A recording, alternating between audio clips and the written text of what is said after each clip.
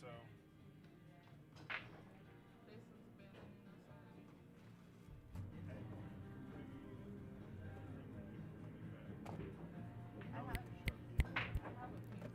Test, test. Your snappy's coming in too loud over the speakers at home. I just heard it. Okay. We're going to make you a shirt. Yesterday when you're like, I'm in beast mode. Meow. Yep. after going through what I went through on table 29 or 30 Test, test. yesterday with the slow play call, and then I had Jack there with you doing his job, and I just had time in from my mind. I just totally. Oh yeah. I clicked out of it. I went on like a 4 game slide that should have happened. I was up on a guy 5-2. And I know I've played methodical, but I know slow play and he just plays really fast. So. We knew it was a thing, but we were like, what do? We can't like ignore it. Yeah. Because then, All right, everybody. Thank you for coming in and joining us for the Sunday Final 16 of the 2023 Mako $1,000 entry 649 under 10 ball championships. The first up on the stream, starting at 10 o'clock, is going to be Shantaram Parab and Eddie Mataya.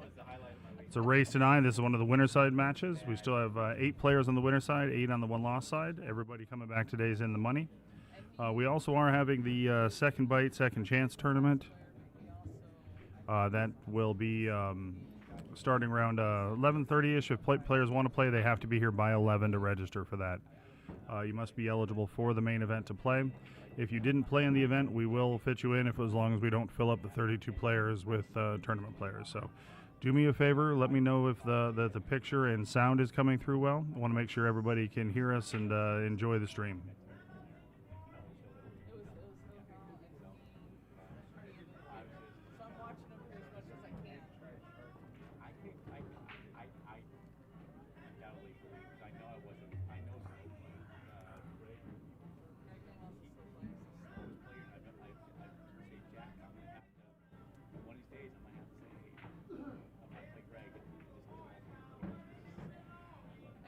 Thank you, Rick. Appreciate that. All right, I'll be back in just a bit once we get the matches started.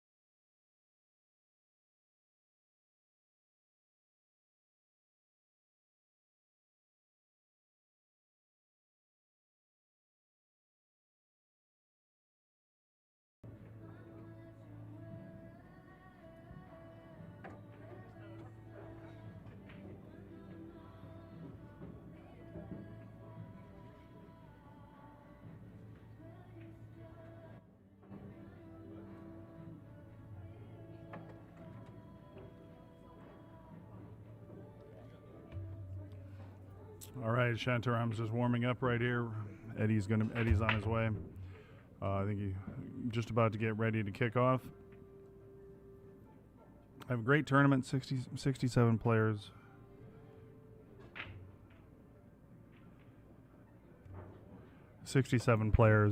Payout if players are in all side pots is going to be just under $40,000 in the tournament, so someone's going to have an amazing payday. Reminder of the format. It's a race to 9 on the winner side, 7 on the loser side. Single race to 13 in the finals. We do play the BCA Pool League rules, 10-ball CSI rules of play, which is that early 10s do count. They rack the 2 and 3 in the corners. It is winner break. We do play the 3 foul rule for everything. So appreciate everybody tuning in. I'm going to do my best to give you guys commentary most of the day. Hopefully I can get some people to sit in with me as well. But we do wear a lot of hats, so we're not always able to sit in and commentate. But we do appreciate everybody's support, and I hope you all enjoy the stream today.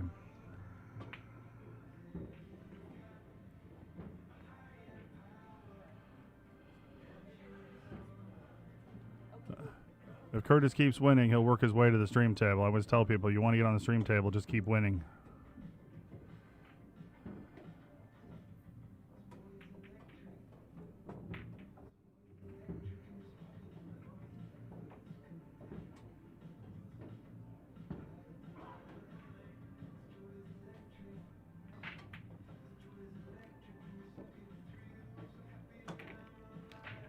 All right, we're kicking off. It's Eddie on the left, Shantaram on the right.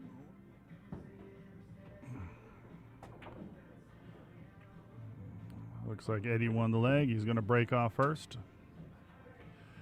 I did post the link to the bracket in the comments. We are keeping live scoring on all the matches, so if you want to see who's doing what in the other matches, so you can follow the bracket. It's also posted on our Facebook group, and you can always find it on digitalpool.com by searching just search the word Mako, M-A-K-O.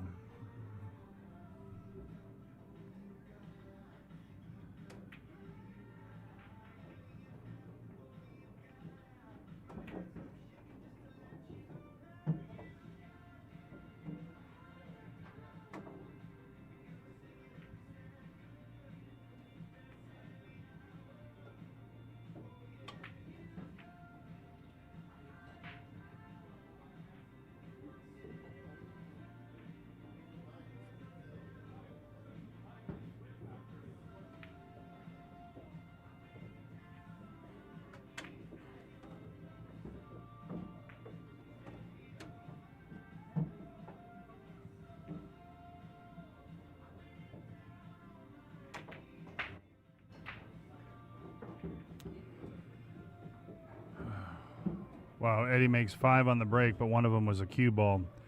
Crushed the break, but that's an unfortunate to have to scratch on that.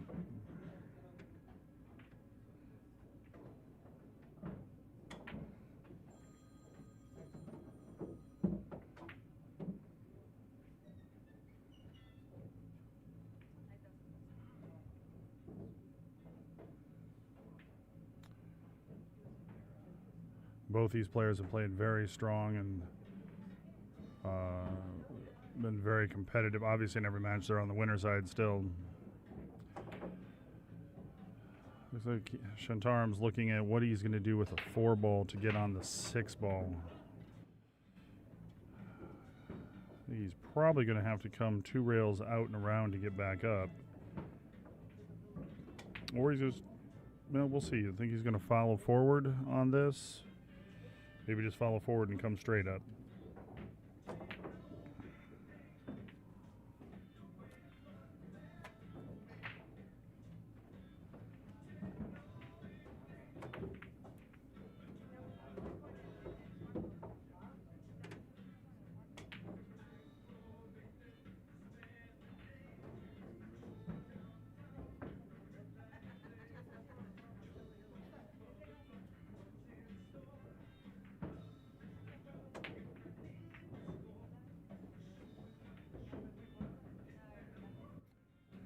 Negotiated that very well.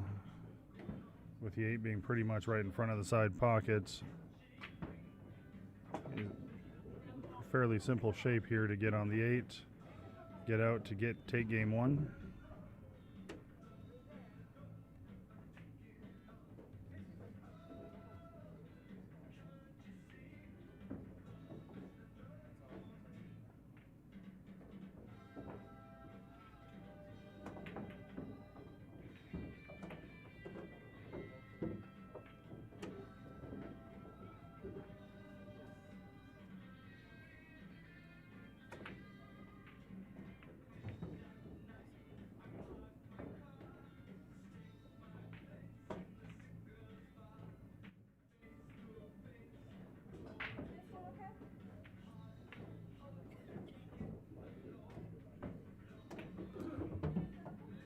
We still have some of that excitement. No, Justin Turner's asking.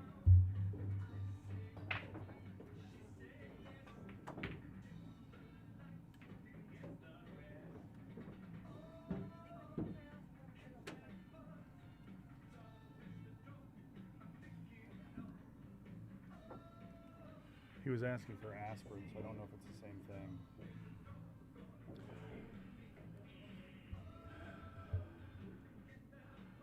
Hey, Ramil, thanks for tuning in.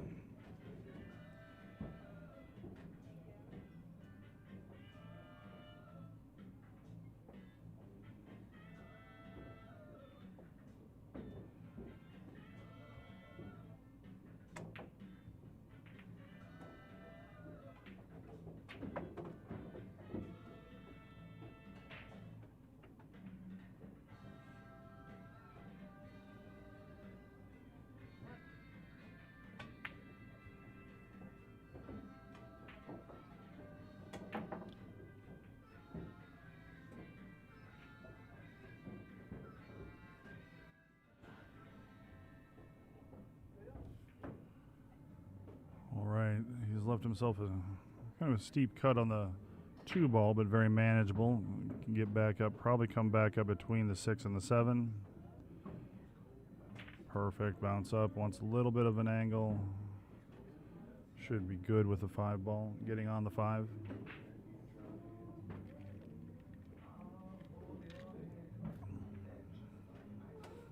Would love to have you play, Ramel. We try to post all of the tournaments at least 6 months ahead of time on our website, mobbilliards.com. That's M.O.B. Billiards.com. If you're watching and want to know another way to follow us, if you follow us on Facebook, my wife refers to me as a Facebook whore because I'm always posting stuff on Facebook. But you will definitely see what's going on in Mob Productions if you follow Mob Productions, our private group, and we also have a public page where we share and advertise things. And I just got a double ear flick from the wife as she was coming back to run the tournament, as she always does. Hey, Tim, thanks for tuning in. All right. Shantaram is it's not a little funny shot, but it should be manageable. He wants to probably follow this one down a little bit to play the 6 in the top corner. Just need to make sure he can follow past that side pocket, or is he drawing it back? Looks like he's drawing it back. So far, I'm 0 for 2 on calling what he's going to do, but he does it a lot better than what I'm talking about. Thank you, Ramel. I appreciate you posting the website in there.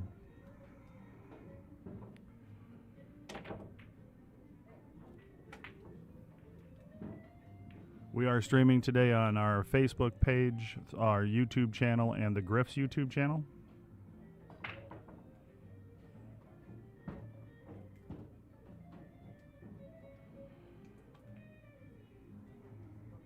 He's got some work here with the 6 ball. Not sure how he's playing this, if he's going to stun it forward off the rail. Oh, he's going to hook himself on the 10 ball. I think you can see an edge of it, but that edge leads to a scratch. So right now he's eyeing up the long rail kick to possibly kick it in. That's probably more than that's jumpable. Yes, Paul. These are all very, very skilled amateur players. This is the in Fargo Cap. It's a 649 and under, so they're very strong amateur players. We do have next weekend. We have an even stronger field. We have a 730 and under, $1,500 10 ball on the 9-foot table tournament. We do still have a couple spots open for that, by the way. If anybody's interested, or if you have a friend that's in the 730 and under range that would want to play in an event like that, $1,500 entry. We need the entries paid in full by Tuesday because the online player auction starts at 1. But we're capping that field at 16 players. I think we have 10 or 11 right now, and it's going to be a good payout regardless. Nice shot by Shantaram. Great recovery there. He left himself a tester with his hand on the rail here for this 8-ball.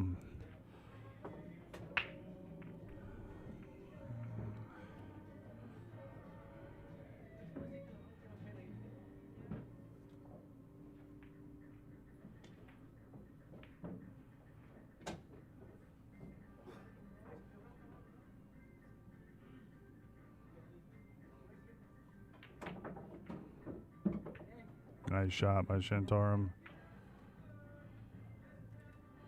That was a great stroke. That's a tough shot off the rail.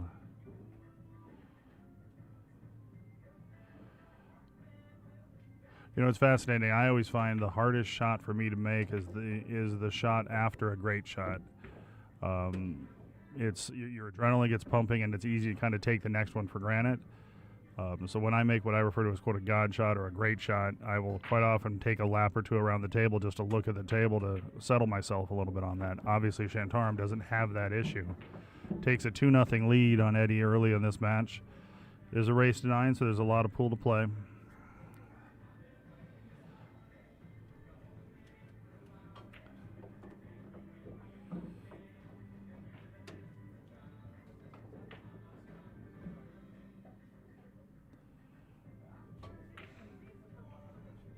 So we are having a fun little contest. Anybody that wants to enter it is you certainly can. We're going to be giving away to two people of the viewers of this your choice of either a Mob hat or one of the new Mob T-shirts we're going to have coming out after the first of the year.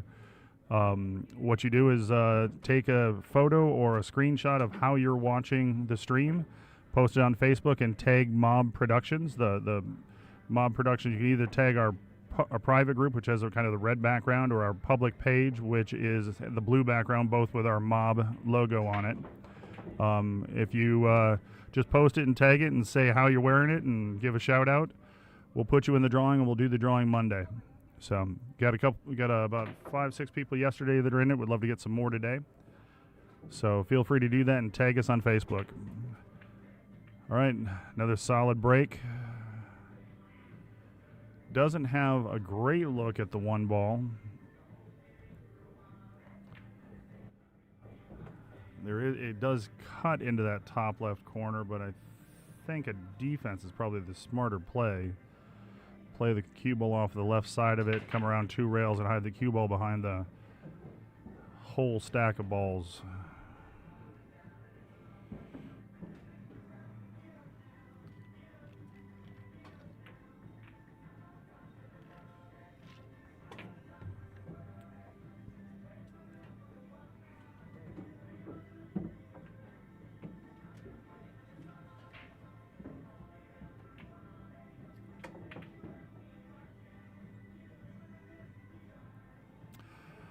Really, Eddie just needs an opportunity. He broke first and scratched and hasn't seen the table since so far.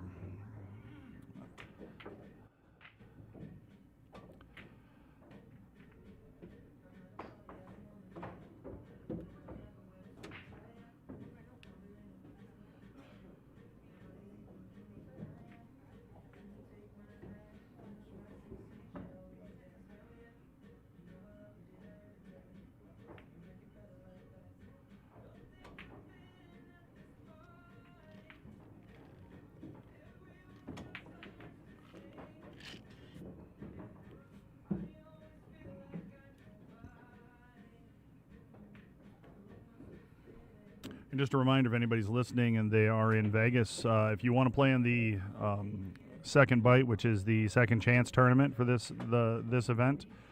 We are going to take players who did not play in the main event as long as you would be eligible for the main event, meaning you're 649 and under and you have 500 plus robustness. It's a $200 entry plus optional side pots totaling $150. There's a 30 and a 70 that'll pay multiple places and a $50 winner take all. Single elimination, race to 7. It's going to start probably by 11:30, but we need players here by 11 o'clock. So make sure you can get your entries paid, get in on that. We always want to make sure the players that come here, even those that don't make the cash, have another opportunity to play on Sunday just to have another fun, make their trip out here more rewarding.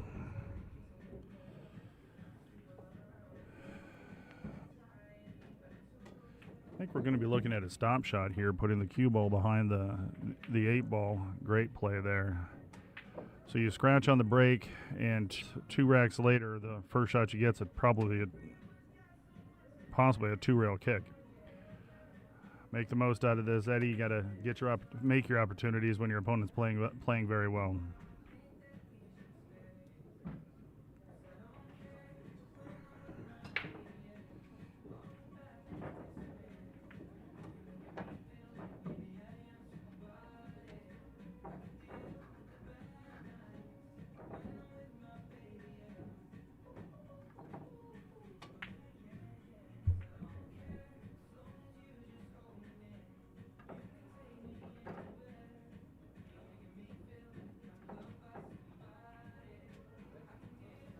That's a good hit. Would have loved to miss a double kiss on that to be able to get some separation. He leaves Shantaram a fairly easy shot on the 2 and kind of broke up the congestion that was right there too. Sophia, yes, this is a winner side match. In this format, the winner side matches are races to 9, loser side matches are races to 7. And the finals is a single race to 13. Shantaram came up short on that one. I think he can see the edge of the 3, but it's almost one of those where if he hits all he can hit, he's probably going to make it.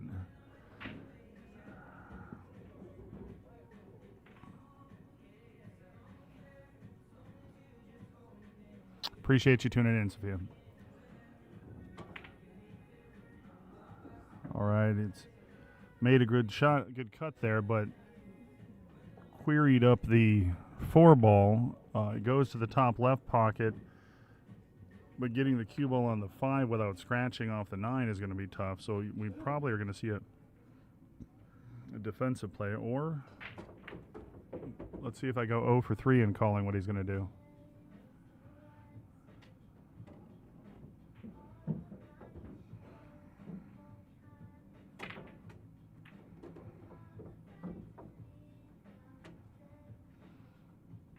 Interesting. He's looking at possibly just soft drawing this ball to the rail if he's making it. Oh no.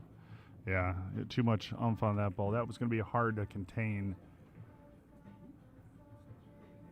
That's when you're channeling your inner Efren, and most of us don't have that strong of one.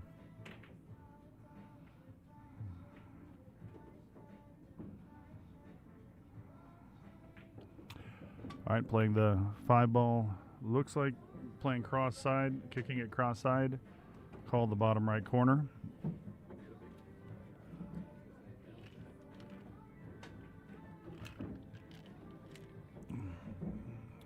Good hit, and he's going to get I don't know if he's going to get the benefit of a safe. I'm pretty sure he can see the full ball. I don't know if well, maybe not the top half.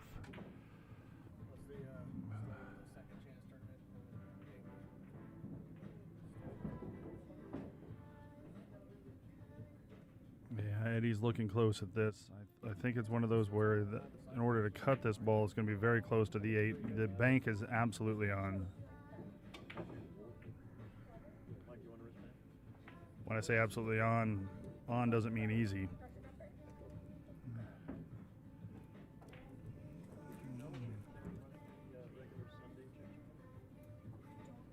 No, they're not. They're not? Okay, thank you. Is that bar box down there open for practice?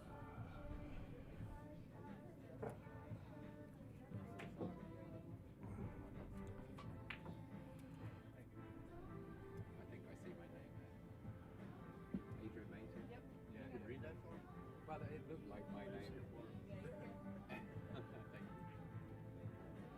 Phil, I posted the link in the bracket in the comments, so if you scroll up, you should be able to find it.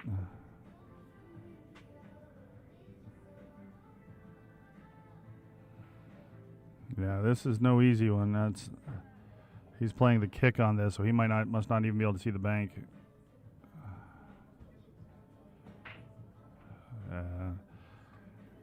Want to hit that a little bit more full so the 5-ball would get to the end rail. Absolutely, Phil. Appreciate you tuning in.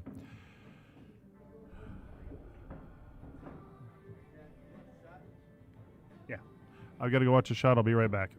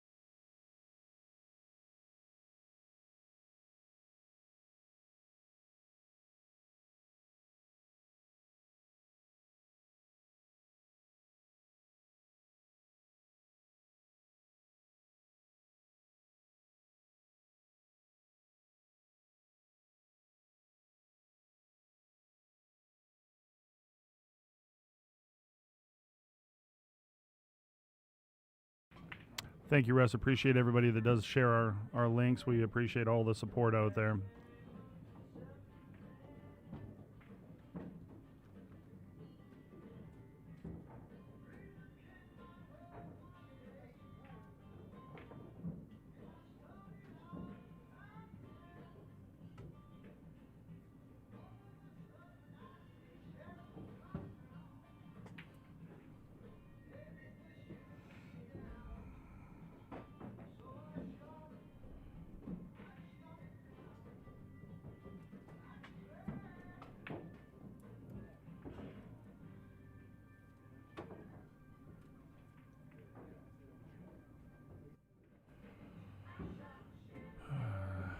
Shantarm is just spot on right now.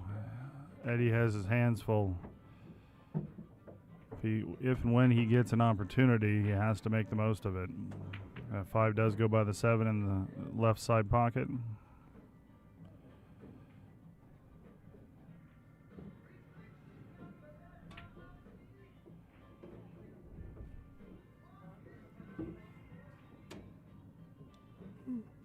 A little short of the angle he wanted on this 4-ball. He wanted to be able to roll forward to get up on the 5, so he's going to have to come closer to the line of right on the 8.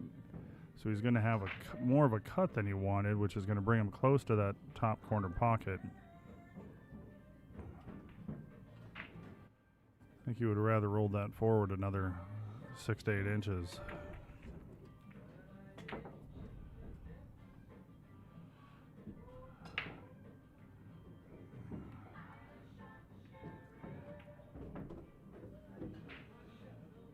It's the first ball Eddie has been able to probably see the full ball on since he's played the match.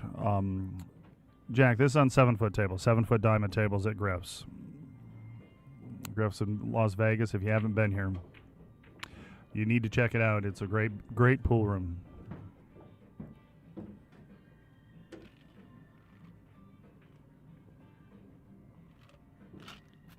I think he was a little, excuse me, I think he was a little bit scared of that scratch in the corner coming up, so hitting it so thin. Great shot there by Eddie. Eddie needs to get out here and put a good break on the balls to maybe kind of put a hitch in the giddy up of Shantaram, because Shantaram has been on a roll.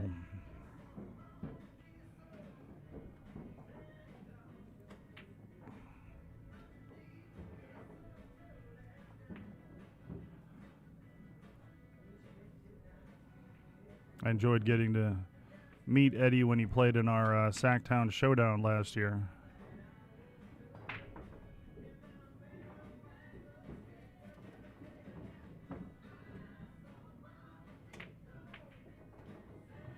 All right, Eddie's on the board. He closes out when he gets the opportunity. Now it's his turn to try and return the favor.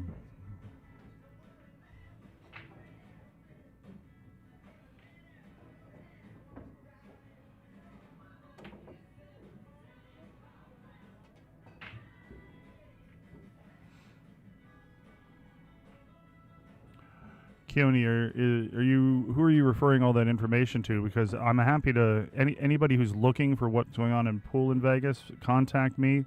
I'm not one of those tournament directors and league operators that think everybody has to play in their events. I'll tell you, everybody who's running tournaments, everybody who's running leagues, I'll let you know where to go and what to do, what fits your program. So contact me. I'm happy to help anybody move into town.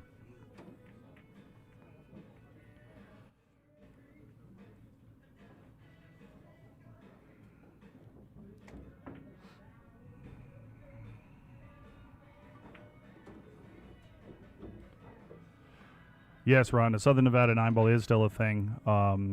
Deborah Southwick is a person of contact. Probably when you get to town, I can help put you in contact with her. They have league Monday through Thursday nights. I think they also have something on the weekends too. I play in the Diamond division, which is the really the highest skill group in there. It's one very tough competitive league. I love it. But yeah, absolutely, they're a thing.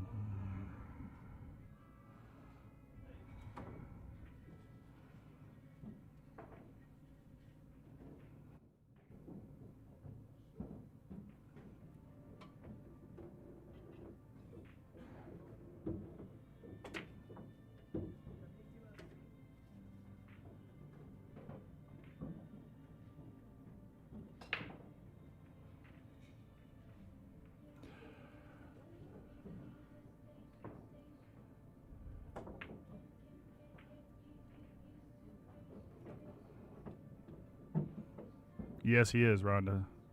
Joey's still at front row. All right, Eddie is off and running, has the congested table here, and now a tough play on the 2-ball, jacked up over the 9-ball.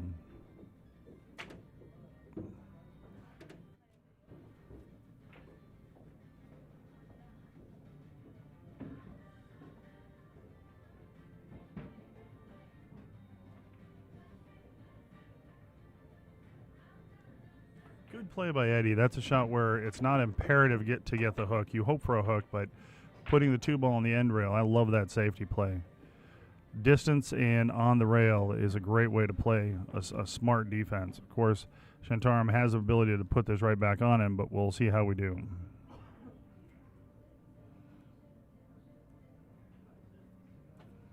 Oh, okay, great.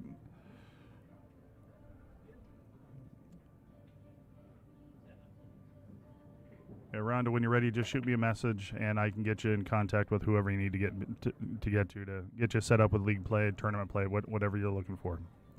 All right, we've got Shantaram playing probably off the right side of this, playing the 2-ball to wanted to play it to the bottom rail, but it caught the side pocket and didn't leave Eddie an easy shot, but he does have a good play for a defensive shot here.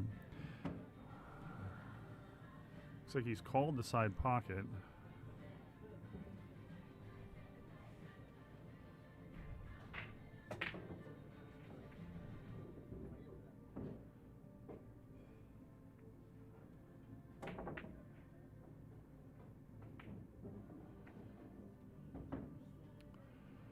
All right, it's tough cut on that ball. Shantaram comes to the table with a shot, but still a lot of work to do in the middle bottom of that table.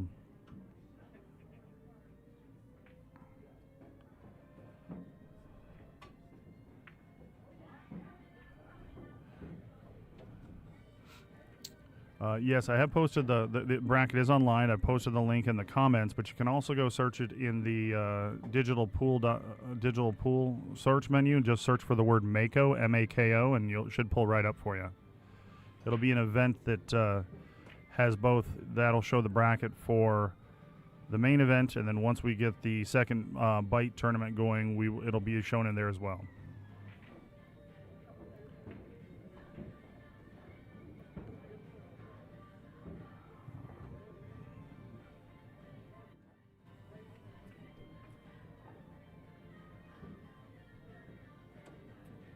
It's hard for me to be able to tell if this 5 clears the 7. It looks like it does, but it looks very close.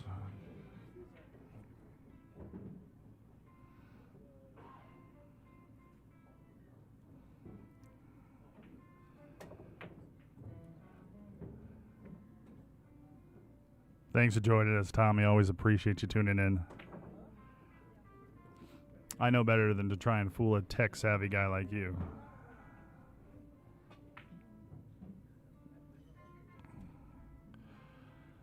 All right, Shantaram has more tough work to go here.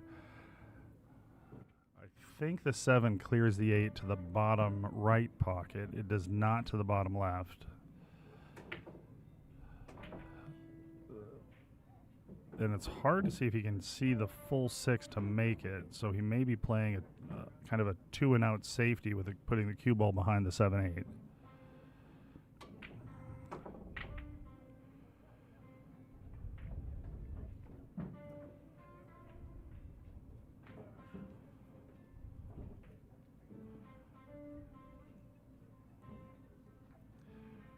All right, that's a solid safety shot. The distance and on the rail. I think Eddie can see you can see the left half of the ball. See how he chooses to play this. Tries to come off thin on the left side to bring the cue ball down.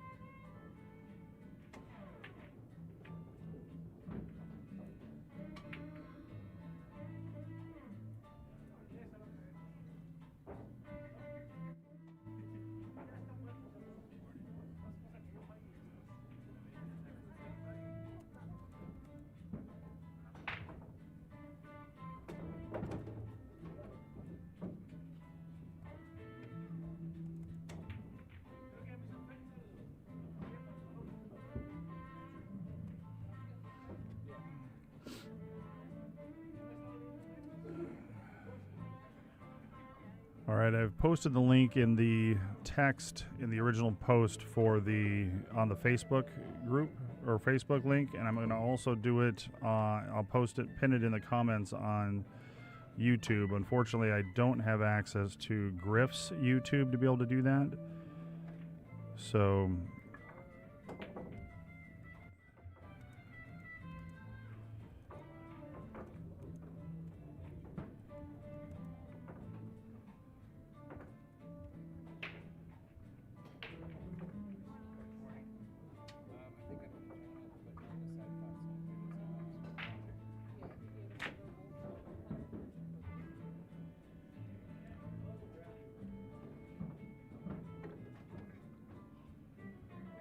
all right, we've been going back and forth here.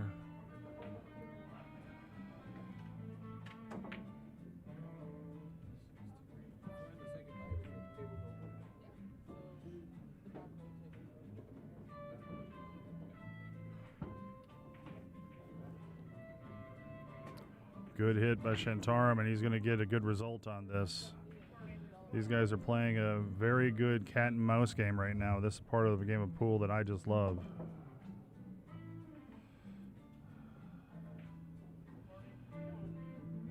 Paul, it's interesting. It always seems like the players who are playing well get the benefit of rules. No better example than the Moscone Cup this year.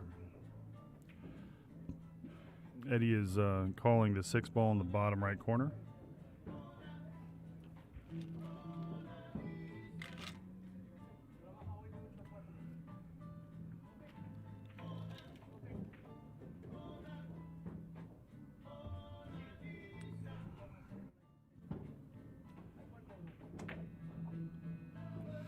It's going to be too hard to come up and give Shantaram a good look at the 6. The way he's playing, you give him a good look, and he's supposed to be out right now.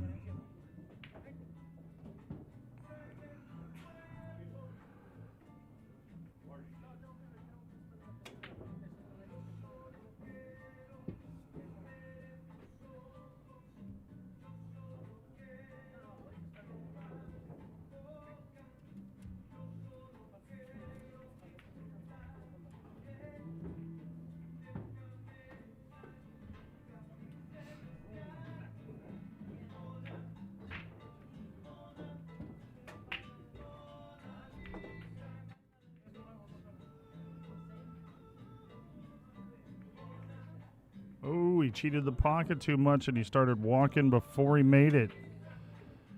Of course, when you're playing the ball to the same pocket, he got the benefit of the 8 being a blocker. And it may be too close to go. He might be able to spin it around it. That 7's pretty deep in the corner, though.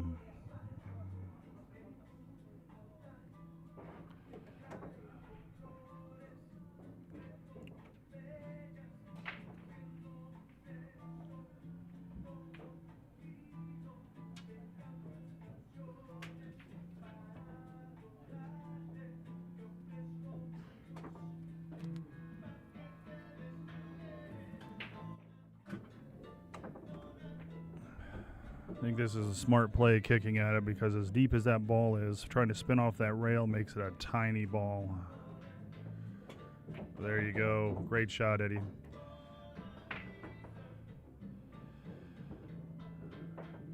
I think he got pretty straight on this, so he's just going to look to play to roll it forward and play the 9 in either the top left or the middle left pocket.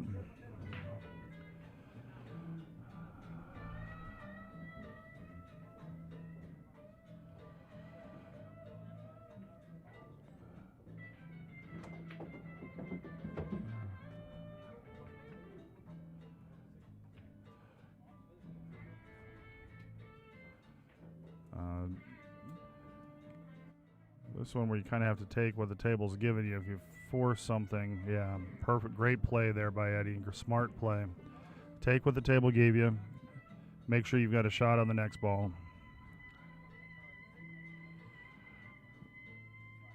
I'm going to pause for just a moment. I'll be back in just a second.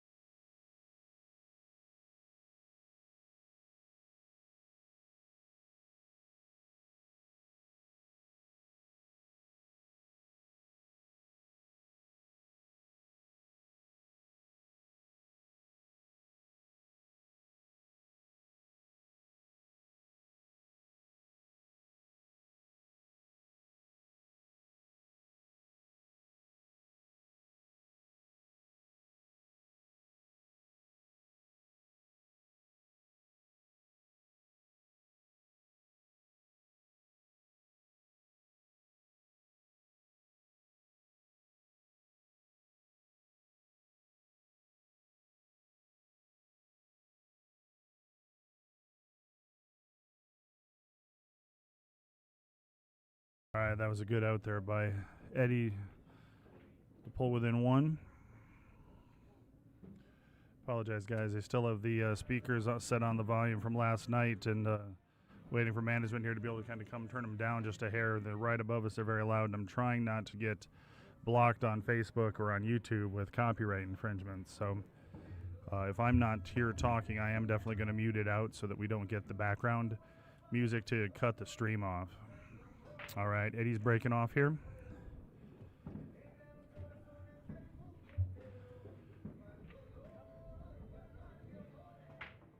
I've turned my microphone down a little bit.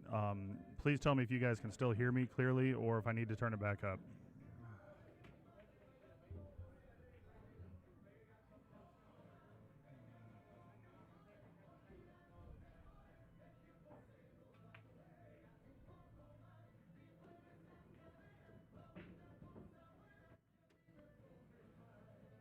All right. All right, thanks, Keone. All right, he's got a good shot on the one ball here. The 10. Ooh. Maybe he wasn't even playing that because that didn't. He usually wouldn't miss a ball that significantly. So I'm thinking he actually played a safe with a cue ball.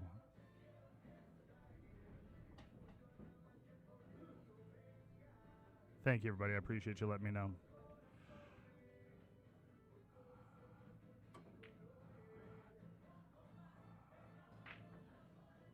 All right, looks like Shantaram's going with the jumper here.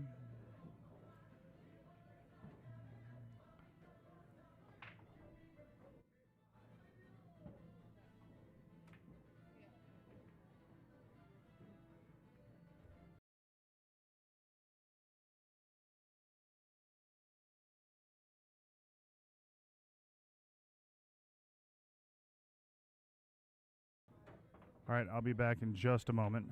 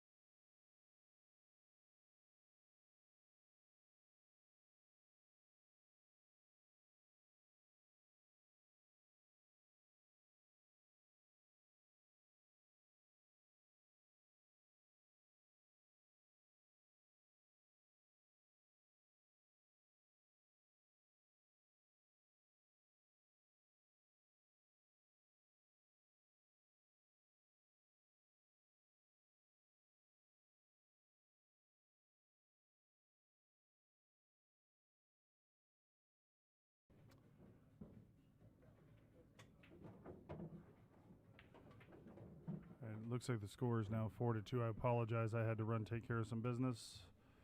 Take care of a couple of things. Yes, we are playing 3 foul, Greg.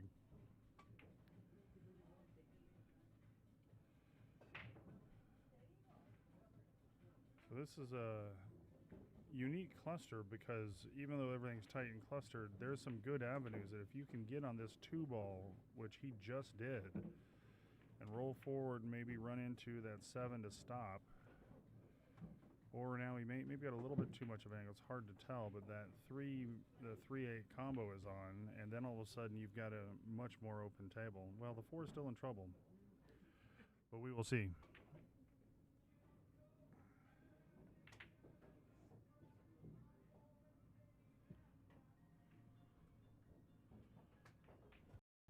So George Pegalion, sorry, I didn't mean to while you were counting.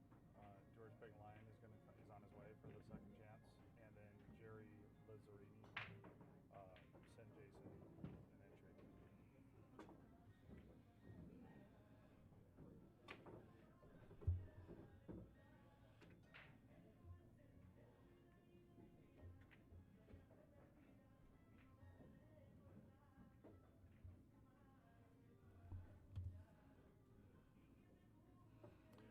Yeah, he rolled a little too far there and got himself in trouble with a 7.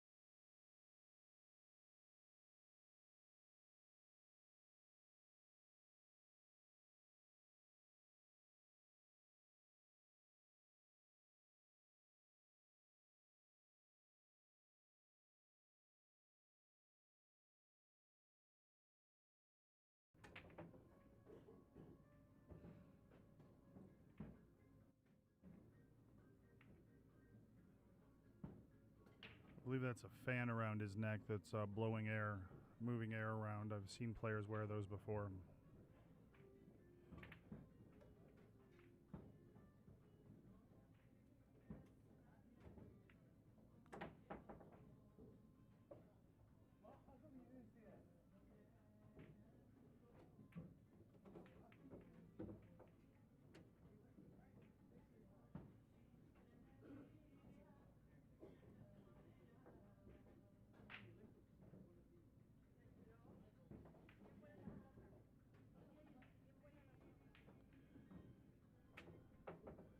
Oh, nice shot, and play this in the side pocket, go up and down, back down for the 10 ball. Both these players are playing very well. We're set for a very good match.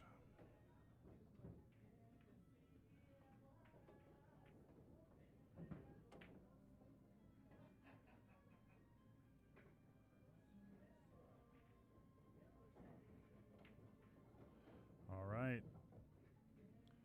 It is 3-4 in favor of Shantaram. It's a race to 9, so we've got a lot of pool ahead of us. That was a great out.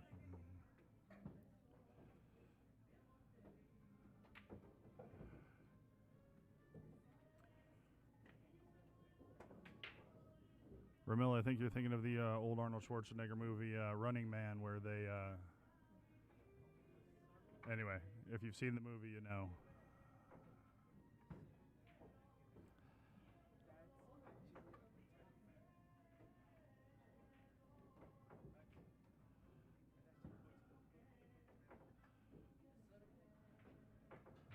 game 8. Eddie's to break. Eddie's breaking off here.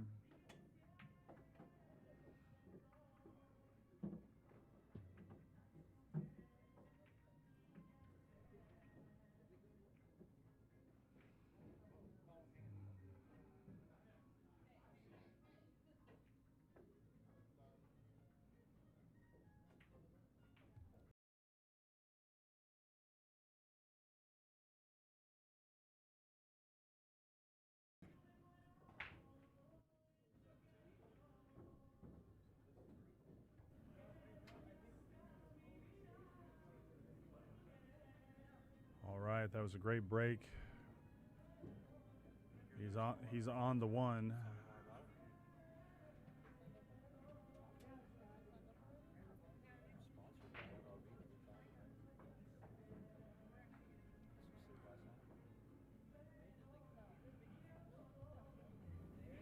I'm turning the mic back up a little bit because they were able to turn the TV, the music down around us. So please let me know it's still that you can hear it better now.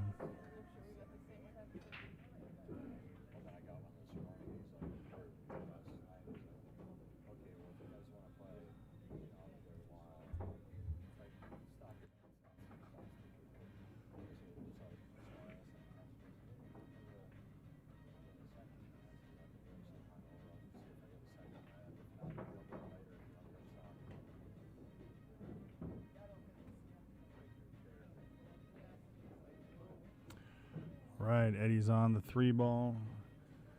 This is a shot that I play usually with some high inside to be able to come across, play the 4 in the bottom left corner. He may be able to hold it up if the 4 goes by the 10, but I've always been a fan of shooting a shot with a more aggressive stroke if I have the option of the 2. Nice shot.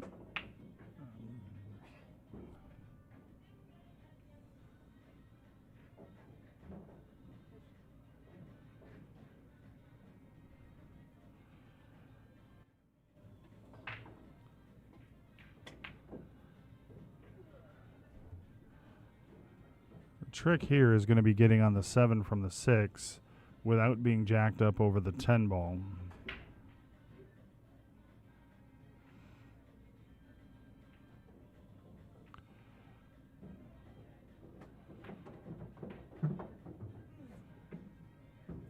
It looks like he may have gotten a little straight. If he got straight, it's still manageable, just playing a stop shot with playing a steep cut. But it's definitely not ideal.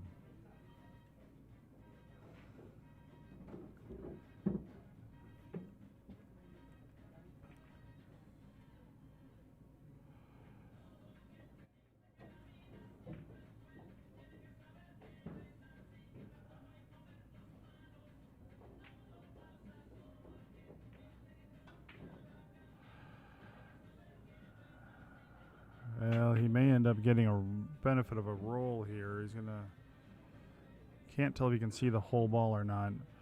It's a case where you're trying to make more out of a shot than's there for the table, and we're all guilty of doing that. The cue ball just rolled about 6 inches too far. Otherwise, he'd had that slight angle to be able to pop over. He's calling the bank. I'll be right back.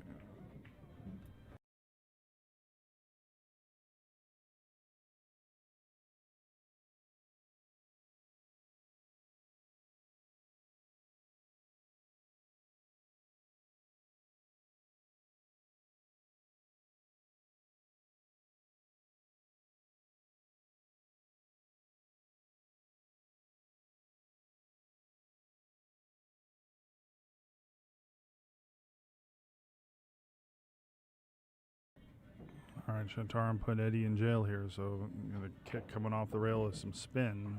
Eddie hit it great, get a rail. He's going to leave a shot on the 6 ball. That 7's not easy, so speed here is going to be critical.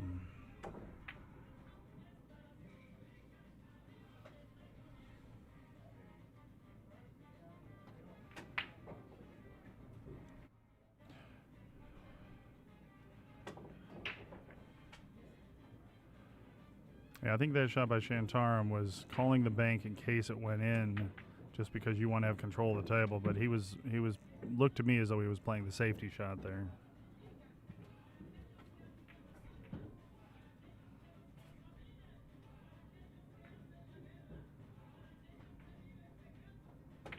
Oh, what a shot.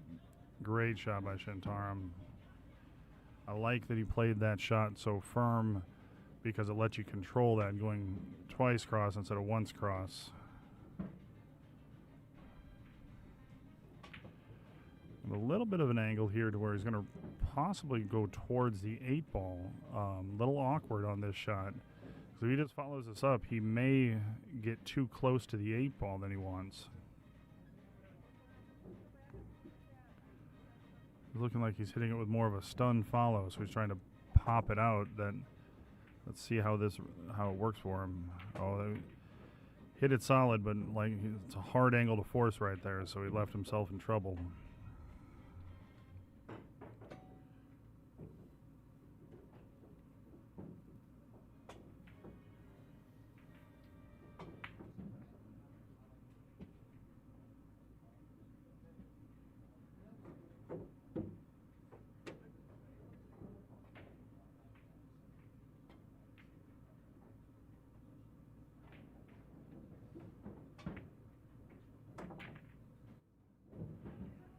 Looks like he's playing the cut on this shot. Nope. Changed to just playing a defensive shot. Probably trying to get behind that. Yep, just side rail. Overrolled it, so he showed the full 8-ball to Eddie.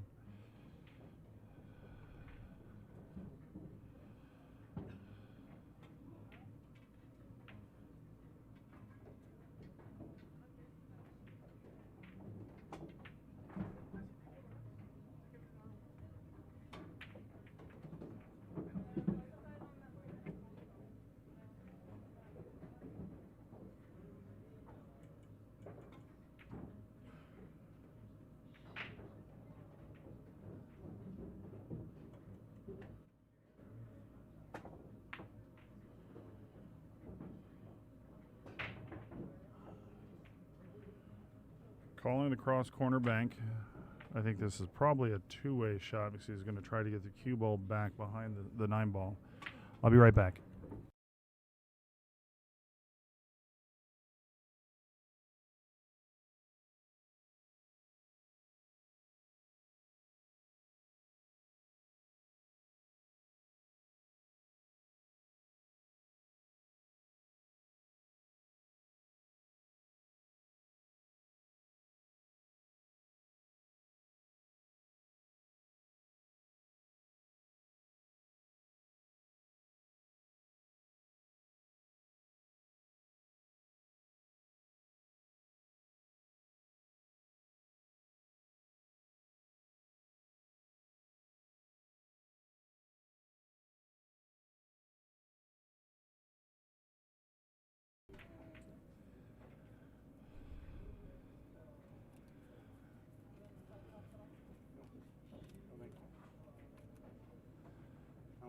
Oh, what a bad roll that is. It was a great shot by Shantaram. Tough rub off that 10-ball going into that corner pocket. But Eddie rewarded with a very smart play there, playing that bank, making that if you miss, it's going to be long shot, long table. Eddie with ball in hand on the 9 to even the match at 4.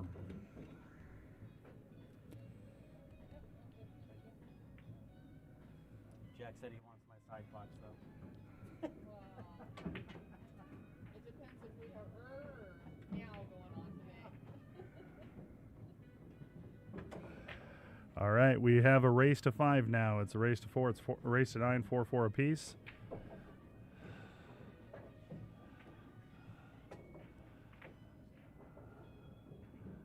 We got Timo in the chat now. I knew looking at the bracket and the way these guys played yesterday, this was going to be a very good match.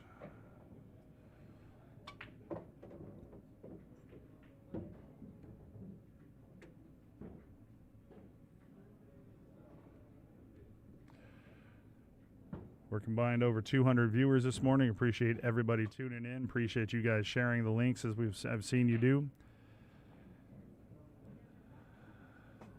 This has been a great 2023 for M.O.B. We have one more tournament coming up next weekend, which is the Desperado, $730 and under $1,500 entry. We've got 10 players for it. We're capping the field at 16. It's a race to 11 on the winners, 9 on the losers, race to 15 in the finals. That's on 9-foot tables, 10 ball. Anybody who's interested in playing must have a 500 plus robustness. And send in your full entry by no later than Tuesday at noon, because our online player auction starts at 1 o'clock. We're trying to do high entry events for every skill level, including sorry, I can't talk right now, including what I refer to as the lower level pros.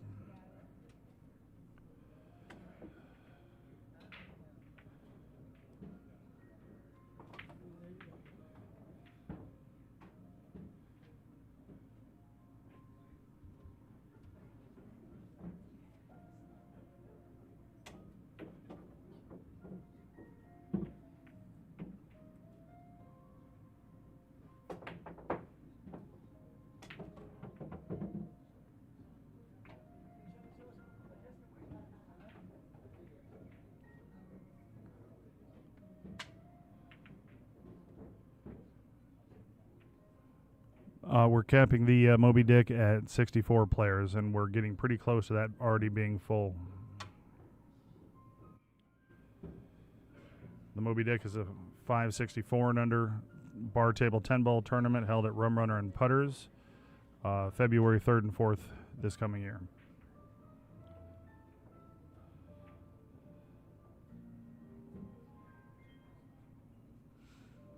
All right, Eddie is eyeing up the 2 ball in the corner pocket, the bottom left corner.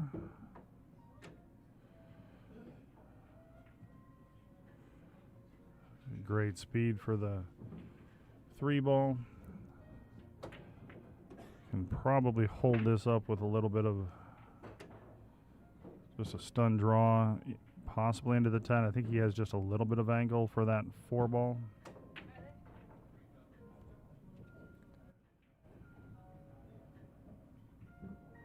Nice stun draw shot. The tricky part is going to be the 8-9. Obviously the 8 is sitting in the pocket, but how you play into the 9 ball, come off the 8, make sure you control the cue ball on that shot.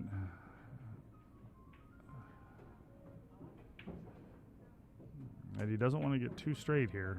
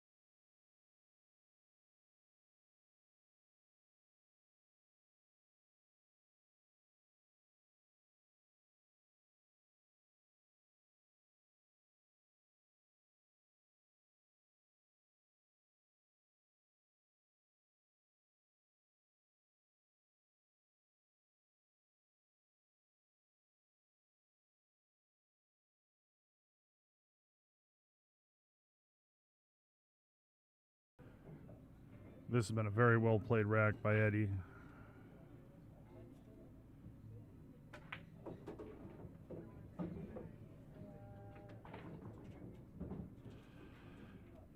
All right, Eddie takes the first lead, 5-4. That was a calculated out. He played that rack perfectly.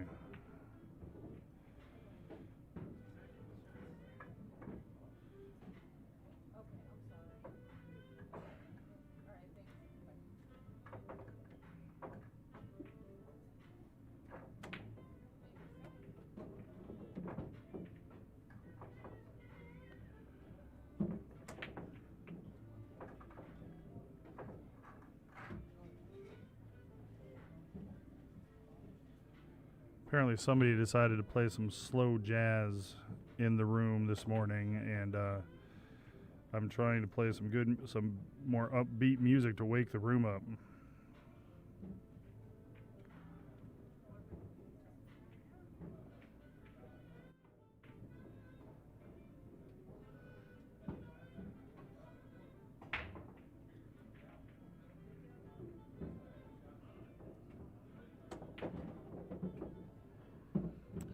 Great break by Eddie, but does not get rewarded with a good look at the 2-ball. You can just see about half of that ball.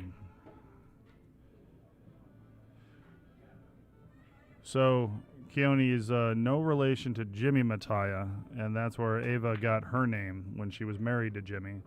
I did ask him that, just a coincidence of names, but no relation. Jimmy's a local in Vegas and is quite often found at the Rum Runner. He used to play on the Rum Runner 7 League team down there. Super nice guy. All right, so Eddie played a push out. Be curious to see how Shantaram looks at this. I kind of think he's going to give this back.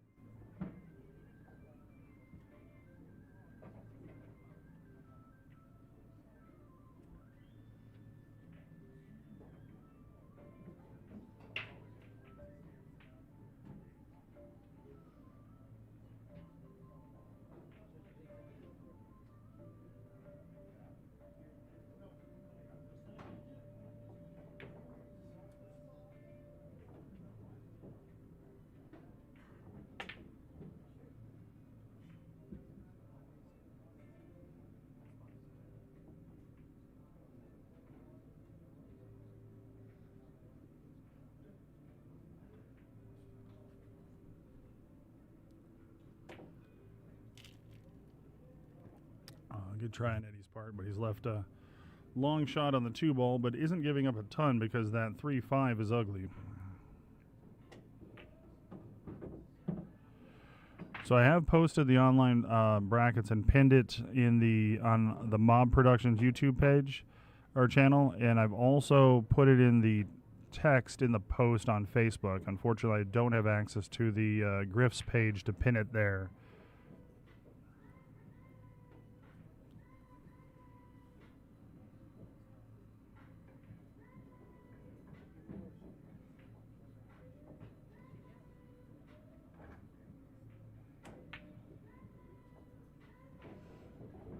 All right, we're playing our cat and mouse game.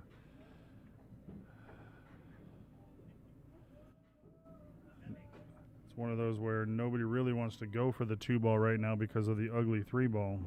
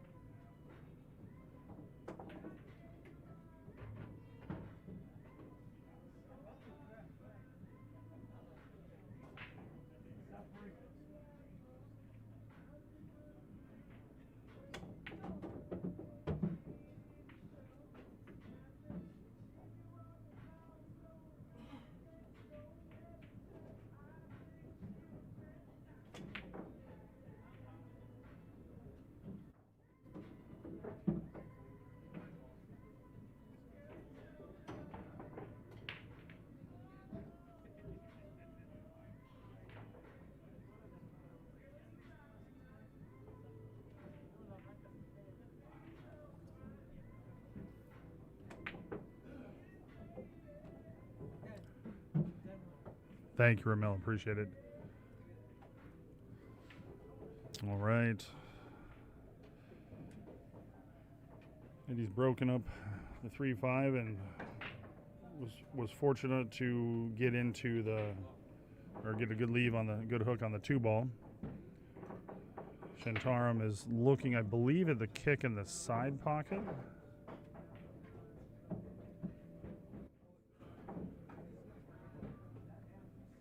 It's hard to see from the stream, but you can truly see that Shantaram has a snooker background.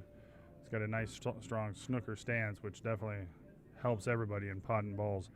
Okay, I'm a snooker fan. I did use the word pot.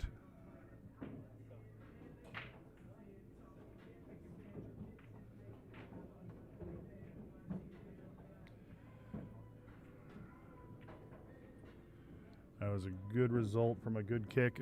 Good result from a great kick there.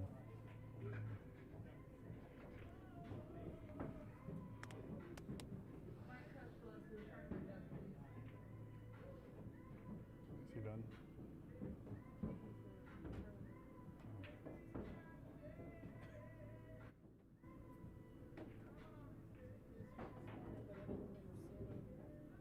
He didn't pay me yesterday. I told him to pay me today. Side, do you want side putts? What? Do you want side putts? No. I'm a big chicken. Jack wants to put $30 in the safe.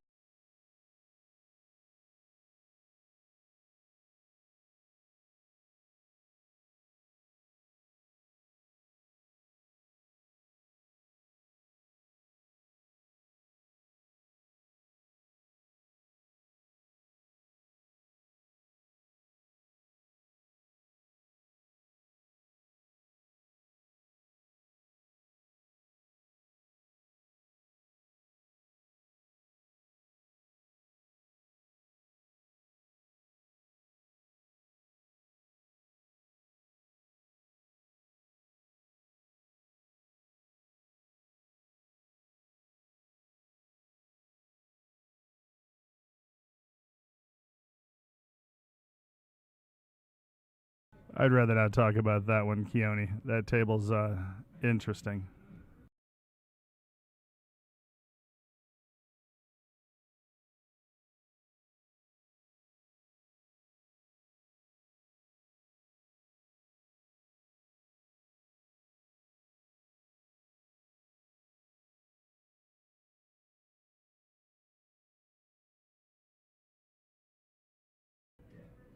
All right, I'll be back in just a moment.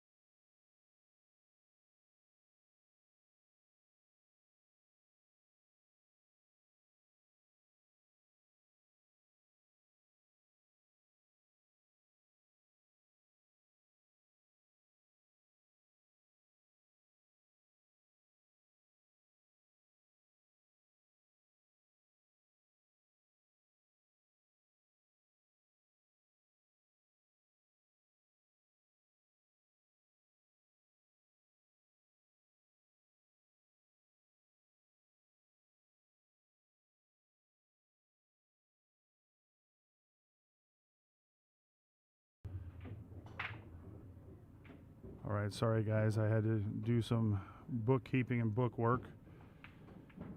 Try and get caught up on the scores here.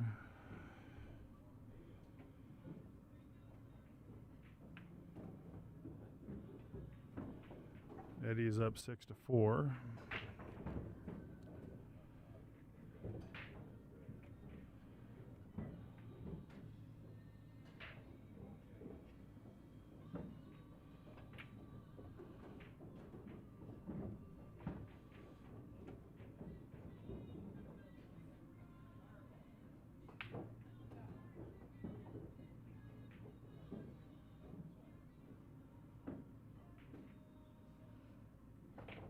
And again, want to thank everybody for tuning in. We've got almost over 250 people in the chat or watching the stream right now, and appreciate everyone's support of both our events and the players watching. Give us a shout out, who you're rooting for, where you're watching from. If you're just a fan of the game and watching, let us know where you're from. Let us, if you've got a friend in the tournament, let us know who you're cheering on.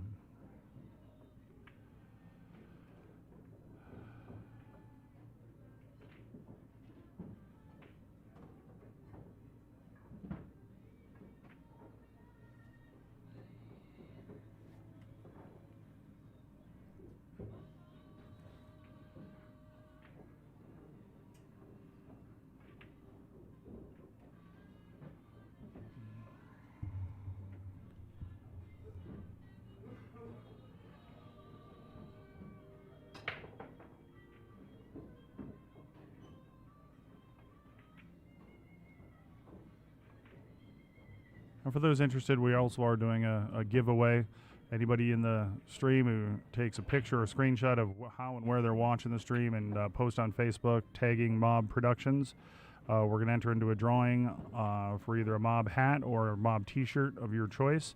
We got a new t-shirt coming out after the first of the year, but we'll do the drawing for 2 winners on that on Monday. So appreciate everybody tuning in. If you want to do it, just tag M.O.B Productions.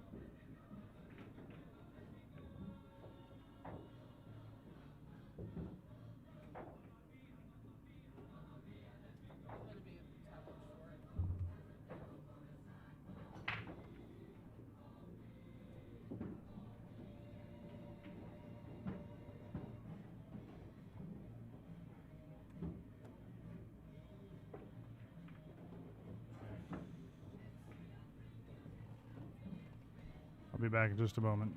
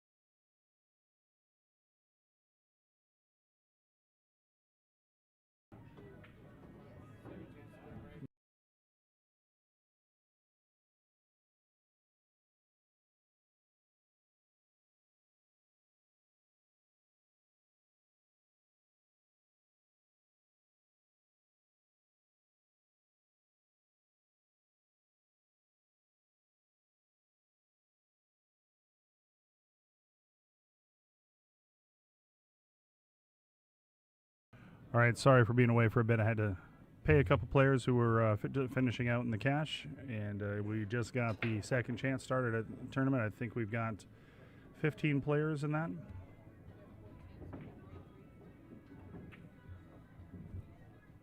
I'll be back in just a moment.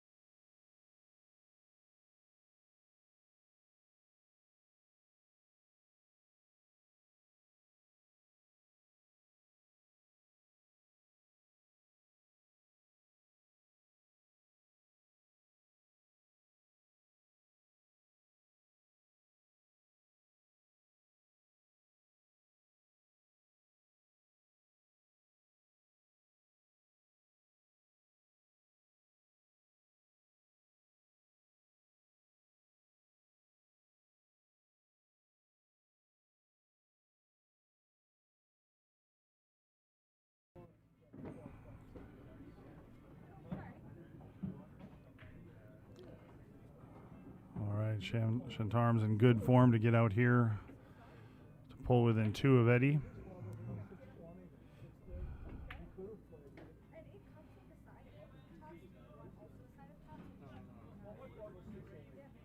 But again, I don't have any robustness. I only played in one form. I only played two players.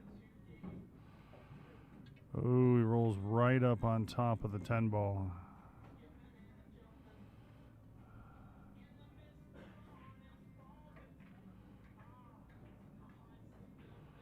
That's brutal.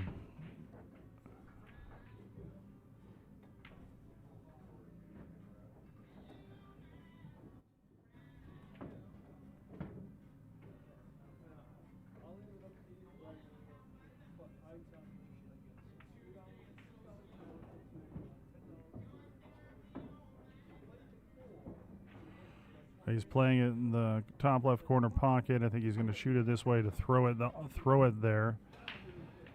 Needs to not hit it too hard. The softer you hit this, the more it throws. It looks like it's on line just to the left of the first diamond, top rail. Oh, just played a safety. No, I think he was playing to make that. Just hit it too soft. That was a tough roll, rolling right up on that ball. Eddie's got this for the match.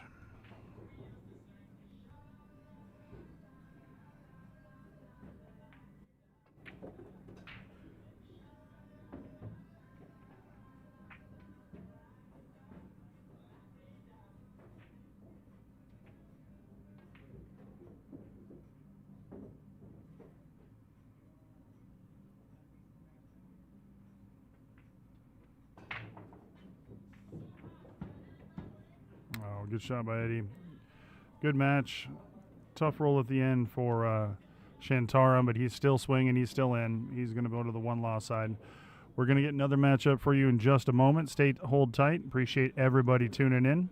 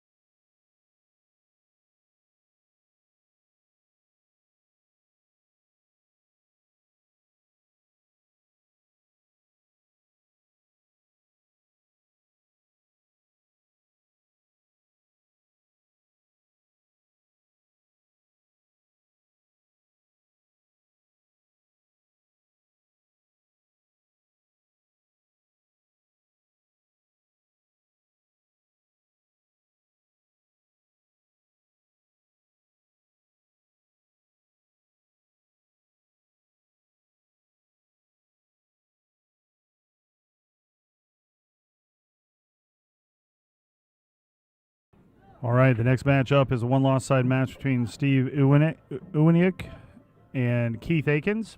Should be another great match. Just call the match. Players will get here in just a moment and get started. I'll be back in just a minute.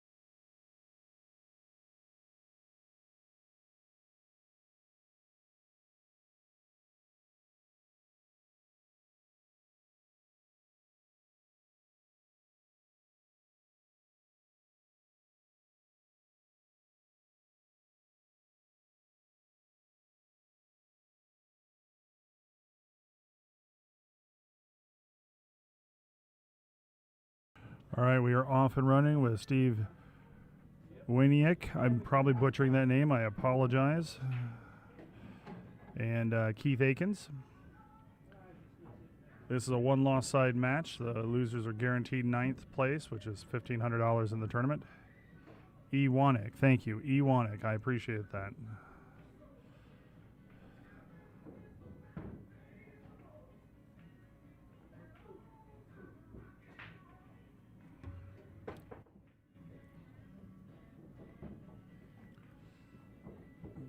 All right, Keith won the leg. He's going to break off. Again, for those possibly just tuning in, this is a one-loss side race to 7. The winner side is a race to 9.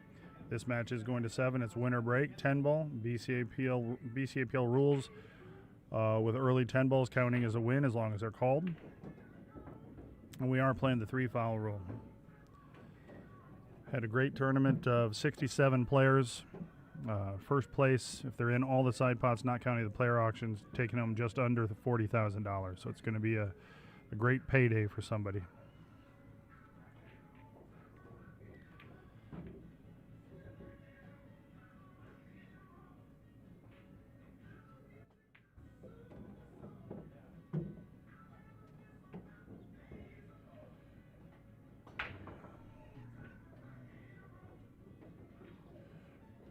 It's a great break. Unfortunate roll that he doesn't get on the 1 ball. He made 3 balls on that break.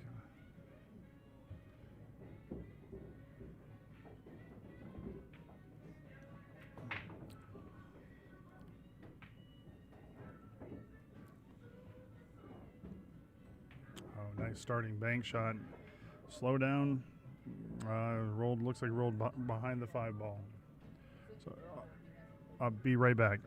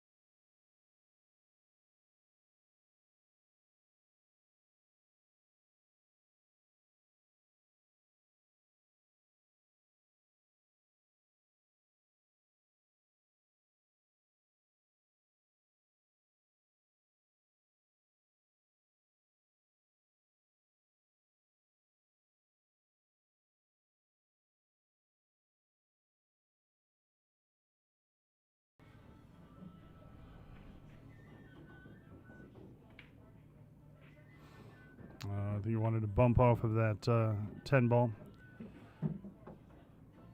Sorry, I thought I muted the mic when I was doing some admin work right there. We just had to post the link to the Second Bite, Second Chance tournament. Ooh, wiped his feet on that one. Still counts, though. They always count. We don't put a style point next to a win. Steve takes a early 1-0 lead.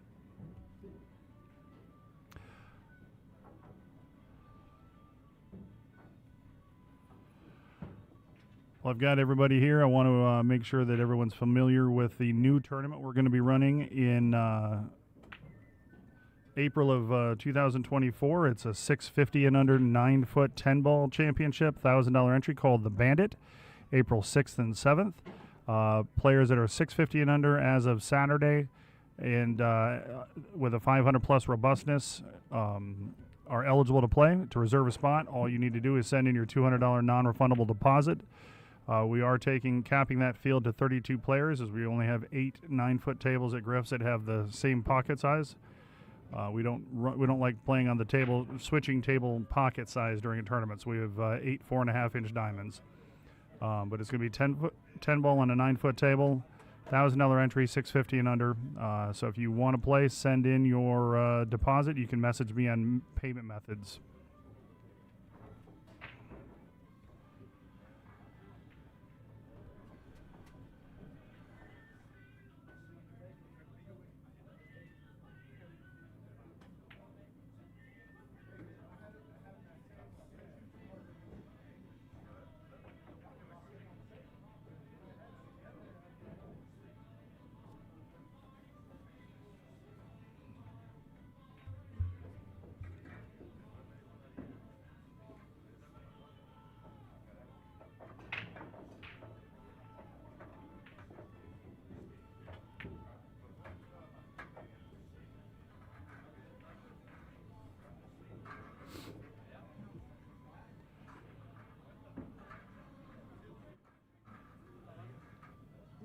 All right, Keith has a awkward shot of the 2 ball because to get up on the 3 ball is tough action. It may be one where he tries to make the 2 and plays a cue ball to the center of the table to either play a defensive shot on the 3 or a steep cut on the 3. Or is he looking to play a safe here? I don't know.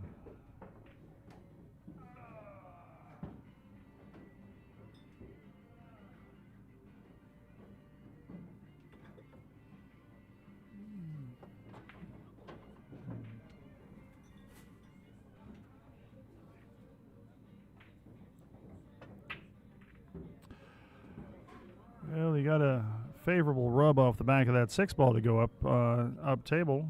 Very aggressive shot, and his aggression paid off. It looks like he has a clear shot on the 3.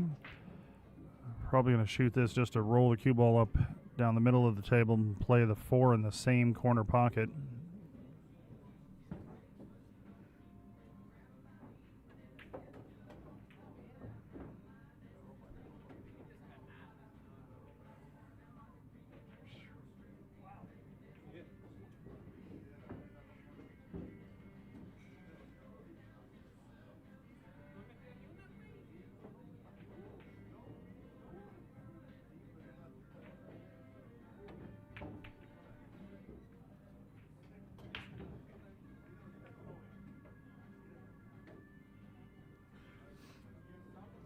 All right, Russ, I see you are watching us while you're working in the shop.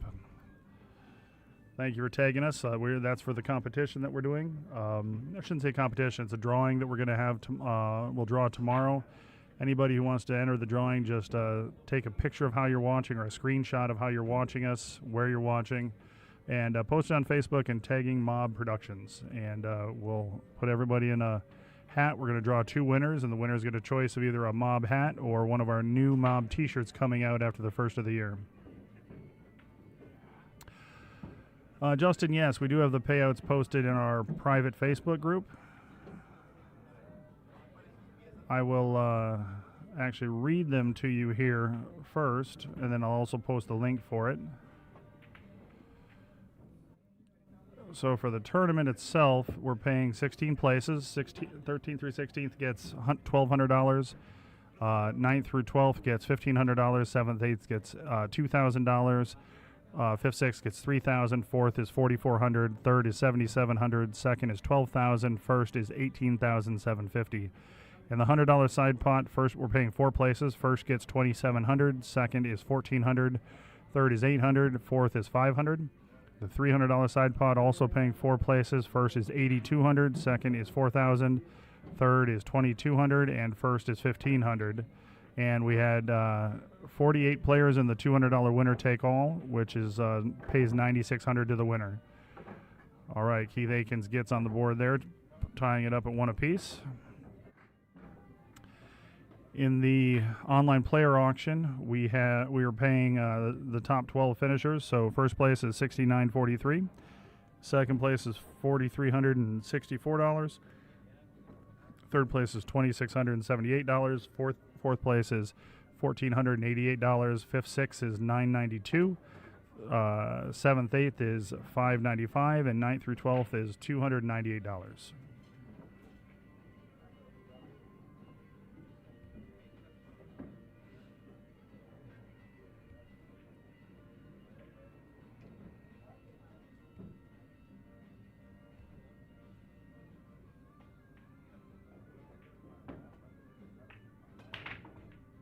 Wow, look at that spin back.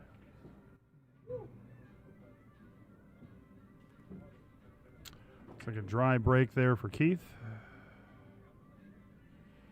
Steve's coming to the table with a play on the one ball.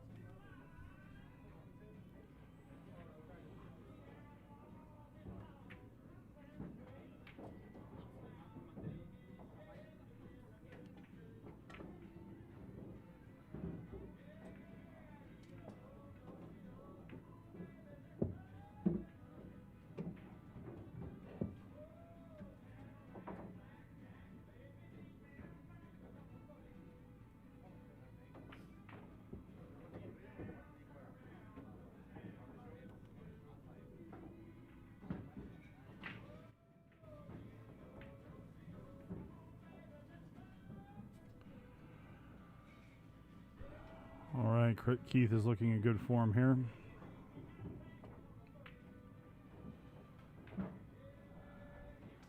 Just wants to follow this one up off the end rail. Probably go, I like going 2 rails and out and using the rails to control speed. Just like that.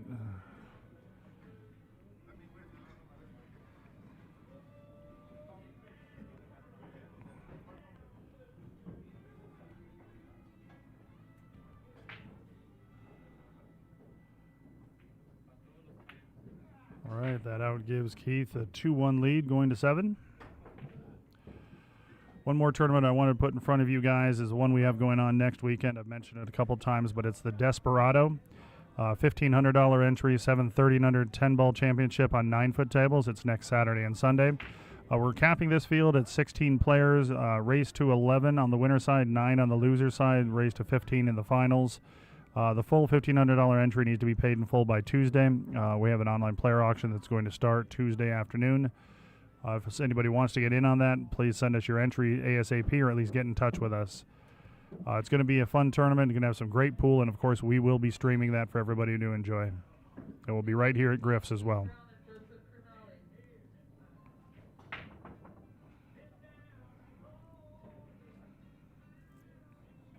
Eight ball trickles in at the last minute, or gets knocked in, I should say. Perfect shape on the 1 ball.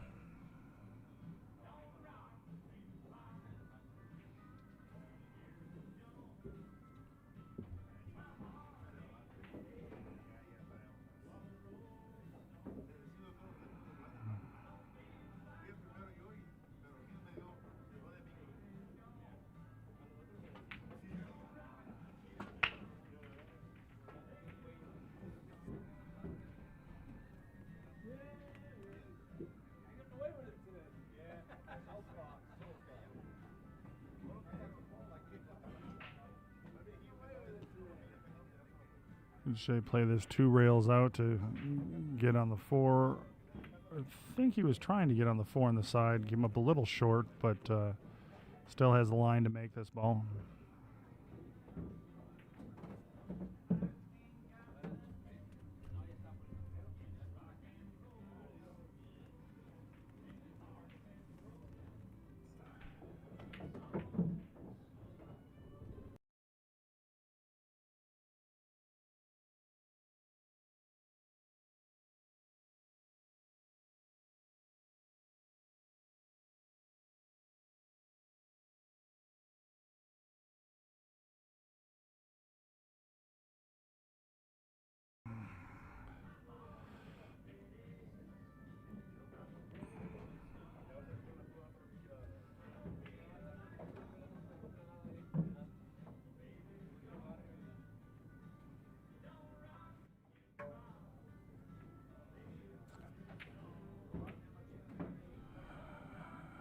Keith is making short work of this out.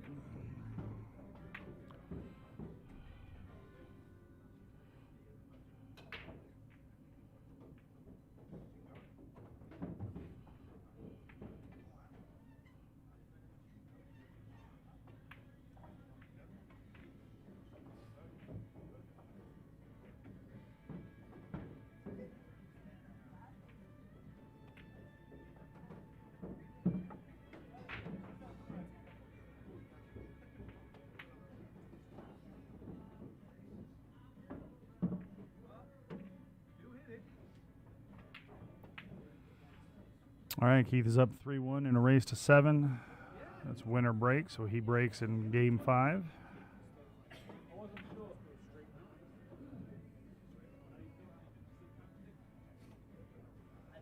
Looking forward to the upcoming BCA World Championships at Rio. It's going to be the end of February, early March. On that, who all is going to be going? Are you playing all events? Are you just playing teams or singles? Give me a shout out on that.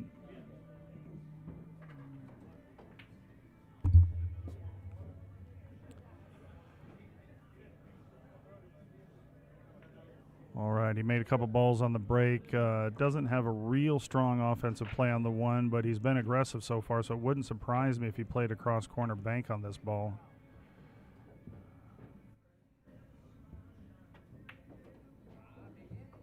Yep, he called the bank.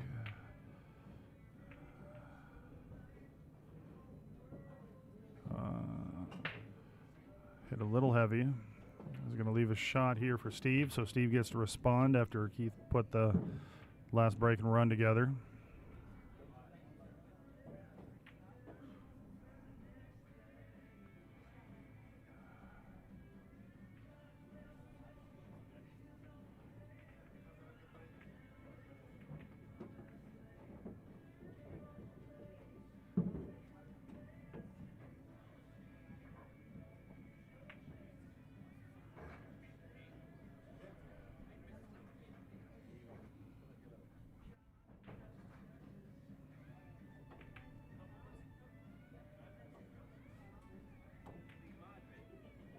That's awesome, Jeremy. I'm sure for you guys in the North Country, you enjoy getting out here in February, get to some normally warmer weather. Last year was ridiculously cold in Vegas. We actually got a couple days of snow. Hoping we don't have a repeat of that.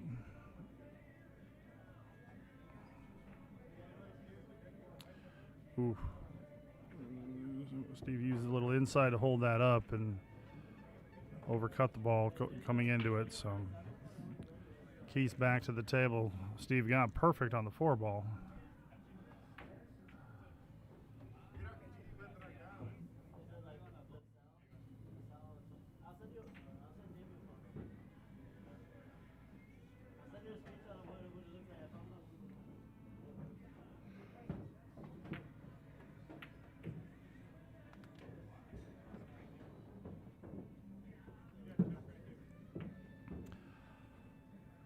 All right, Keith's playing the 4 on the side. Come around 3 rails for the 6 on the top left.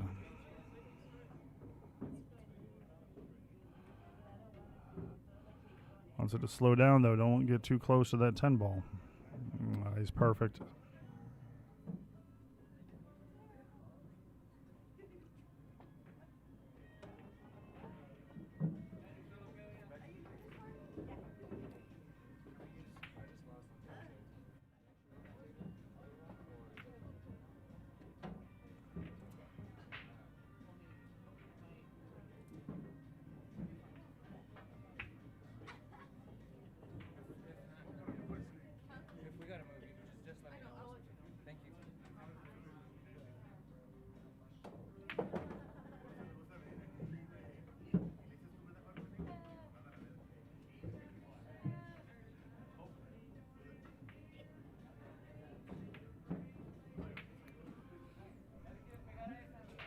All right, Keith is off to a 4-1 lead. Steve needs to make the most of his next opportunity. The race to 7, they can get away from you fairly quickly.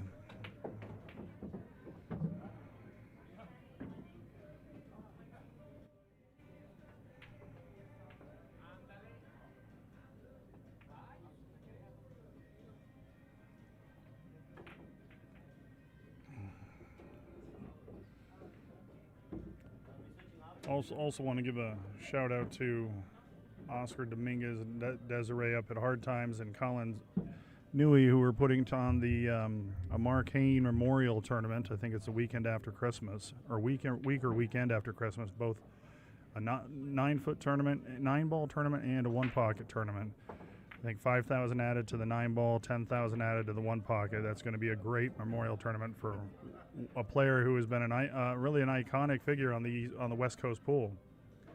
So regret that Rebecca and I can't get up there this year for it, but that's one we will definitely make in the future.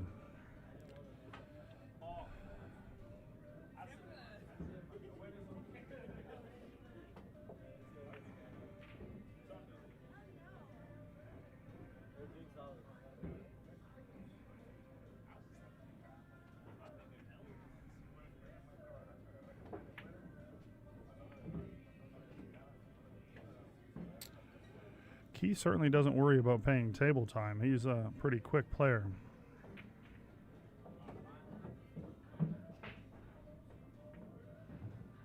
All right, I think he got an angle to go around, drop back for the. Oh, nope, he didn't. He was going to have to shoot by the side, but really the side pocket shouldn't be in play. I think he's got enough rail to come back. Would have liked a little bit more angle because he just came short, a little bit short stroke that ball.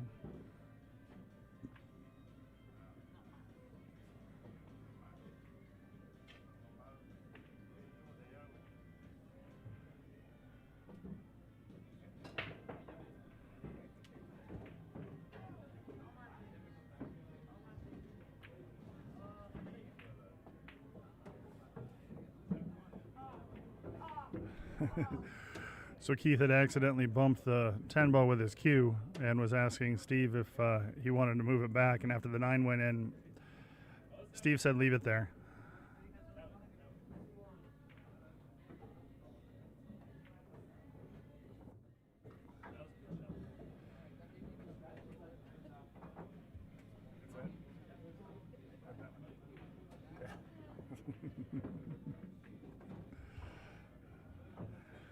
right, Steve cuts the lead to 2.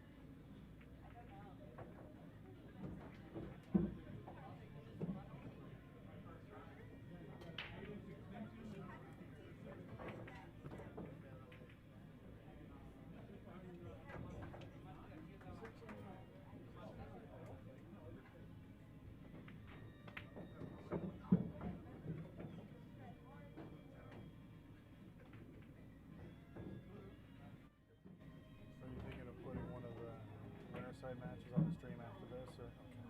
Go to your left. Yeah, about there. That's good.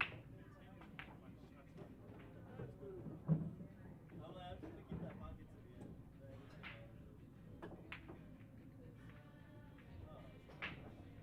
Yeah, we're good with that. Just to give a heads up, after this match is finished, we're going to go back to the winner side, and we're going to have Jules Ostadillo versus Yendry Abraham. It should be a fantastic match. Both have been playing extremely good pool.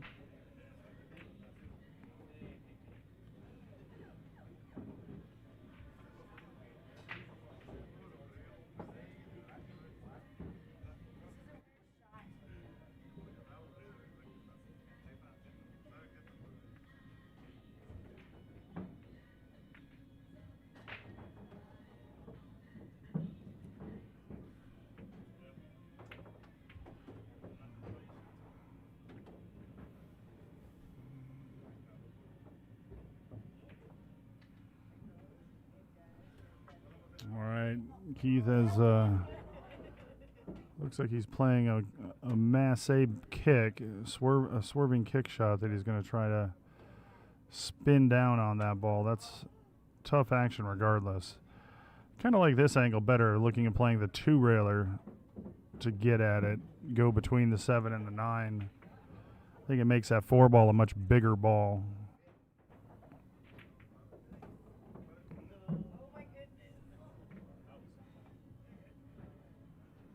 Oh, just went right around it.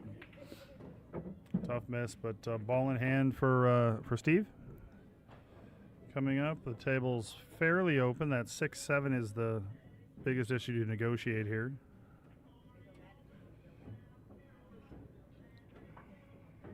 With the 6 being right by the side pocket, I'm pretty sure it shouldn't be too much of an issue.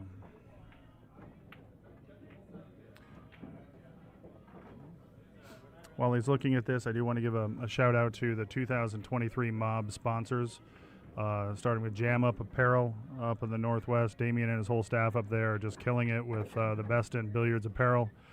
Customized jerseys, polos, t-shirts, hoodies, all sorts of things. We have a new M.O.B Productions line that's going to be coming out after the first of the year as well. But love what they're doing up there with Jam Up. It's the best in the business for billiard apparel. Check them out at jamupapparel.com. That's jamupapparel.com. Locally here in Las Vegas, Table 34. It's Constantine Alexander's restaurant with Batch Hospitality. It's an off-strip restaurant that has better than strip food in my mind, some of it. Delicious food. Chef Joe's made an amazing menu there. And their bourbon selection is top-notch as well. And wines. So stop in, support the people that are supporting pool in Las Vegas. Constantine helps contributes to a lot of the events in town, as well as M.O.B Production. So big shout out there. Also, the Remedy IV Fusion Therapy, Las Vegas. Cher Belinati and his company and his wife have a clinic for IV fusion therapy for all the nutrients and minerals that the body loses, especially in the desert heat. Did not see that coming. Steve rattles that 8-ball trying to get up on the 9. Anyways, if you're looking for it, you can see that you can visit them in their clinic, or they can come to you as well. Also, Venom Incorporated Pest Solutions. If you have any pest solution needs, commercial, residential in the Las Vegas area, Adrian Vasquez and his and company are the best in the business at that. Appreciate all the support they've given us as well as the pool community as a whole. And finally, Caveman Custom Cues, Ruben Silva in Tucson, Arizona. He's putting together a cue that we're going to be able to raffle off, and 100% of the proceeds of that cue are going to go to added money to M.O.B events in 2024. You can check him out on Facebook, Caveman Custom Cues with a Q, letter Q apostrophe S. He makes dynamite jump cues, but gorgeous custom cues. For his custom cues, he does have a couple-year backlog, I'm pretty sure, as most of the best in the business do. But appreciate all their support, and we're looking for great 2024 after a fantastic 2023. We don't have the final numbers yet, but after the Desperado, we are set to have paid out over $350,000 in tournament money this year. And that's all thanks to you guys. Thanks for the support. Thanks for the players that travel to our tournaments and play locally here in Las Vegas as well.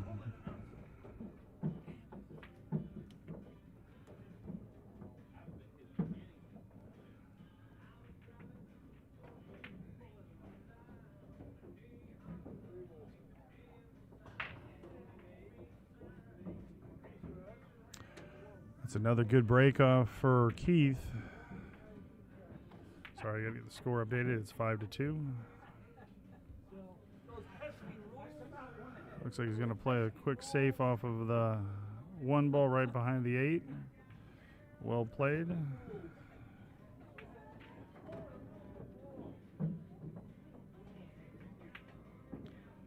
I assume Steve is gonna play off the side rail and try to call it in the side, but not a lot that he has here. Nope, he's looking like, well, I was taking the rack off. I'm getting too excited.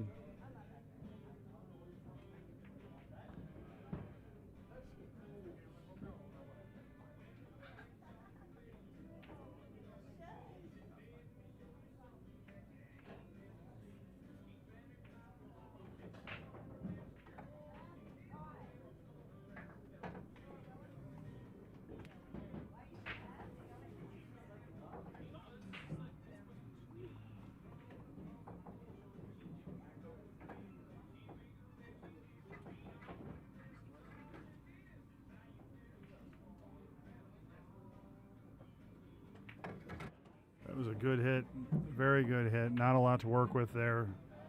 Obviously, Keith has a shot on the ball, but when you make him put their hand on the rail, you limit a lot of the options and make it a lot more difficult. But it wouldn't surprise me if he plays this in the side. Oh, looks like he's playing in the corner.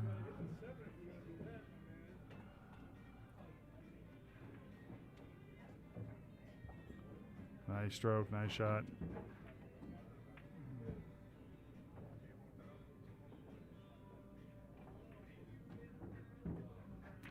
Oh, he doesn't want that 6 to tie up. Well, he got fortunate it didn't bounce harder off that rail, because if it would have bounced harder, it would have been tied with 7. Now it does go as long as you get down really below around the second diamond on the left rail. This takes a good solid stroke here.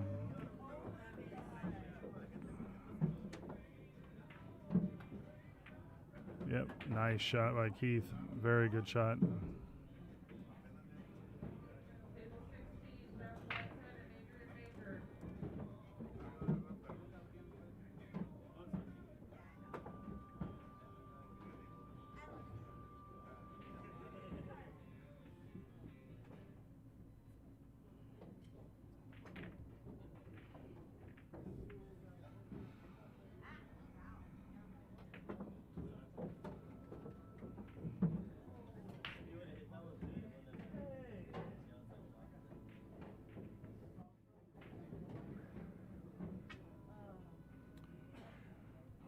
right, Keith is on the hill.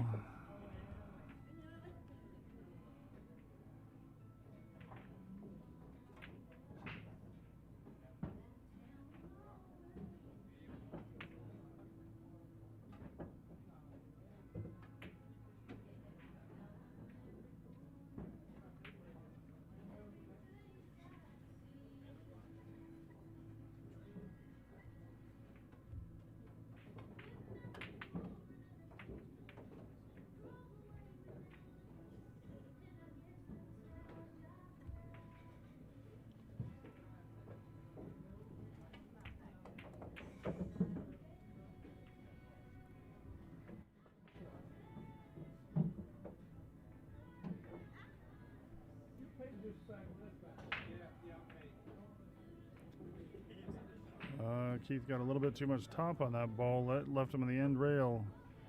I think he might be able to see the edge of the cue ball, but that's about it.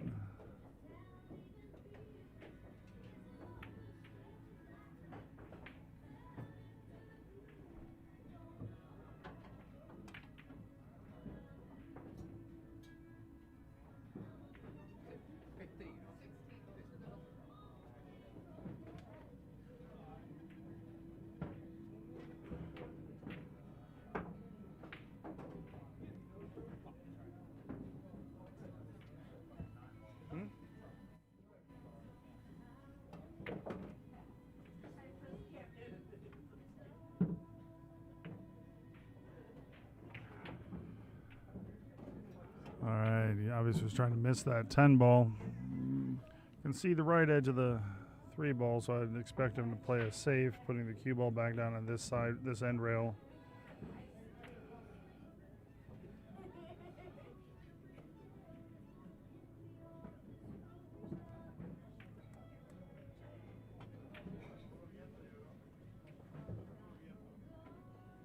You can see more than the edge of it. You can see pretty much the full ball.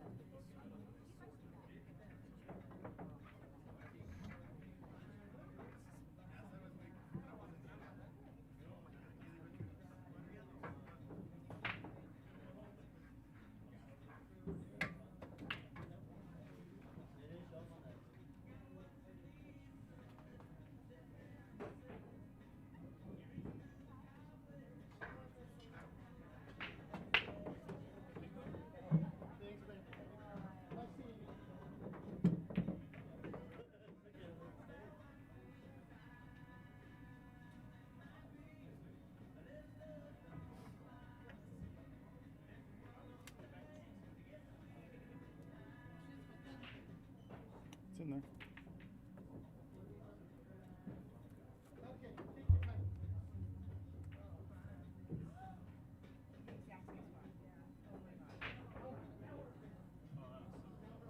Just for the 9th through 12th.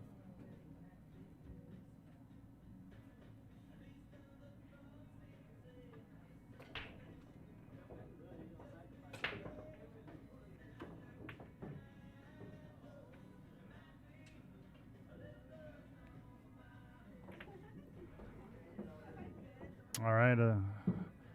Thank you to Kev Kendrick, Mary Kaufman, and Tom DeLorenzo for posting their pictures of how and where they're watching the stream of the Mako and tagging us. We're giving away, tomorrow we're going to do a drawing. We're going to give away to 2 players their choice of either a M.O.B hat or one of our new M.O.B t-shirts that's coming out after the first of the year.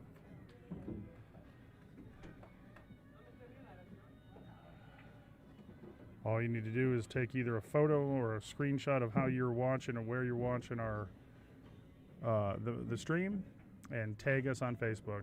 All right, Keith has missed the 8 ball, so he's giving Steve an opportunity.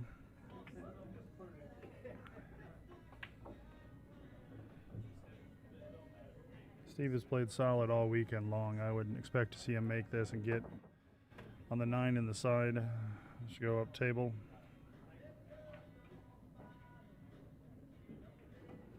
Nice shot.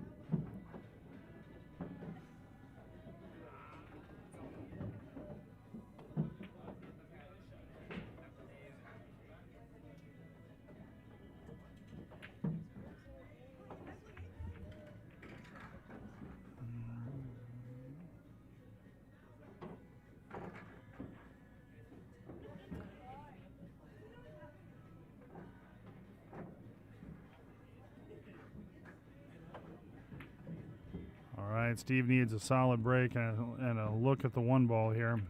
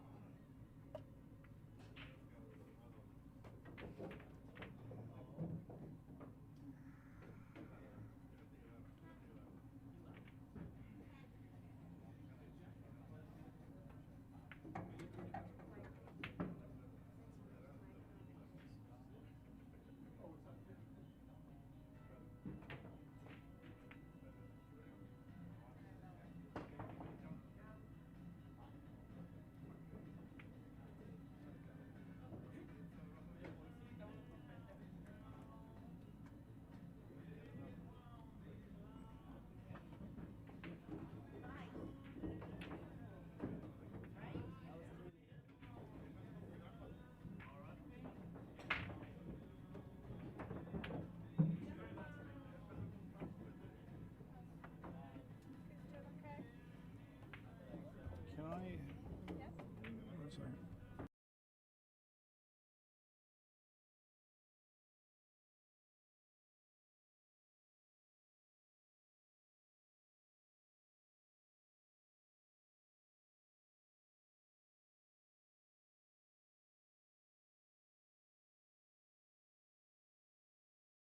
All right, Steve has a look at the 1 ball. Not an easy play here at all, especially having to get back for the 2 ball when the cue ball is on the end rail.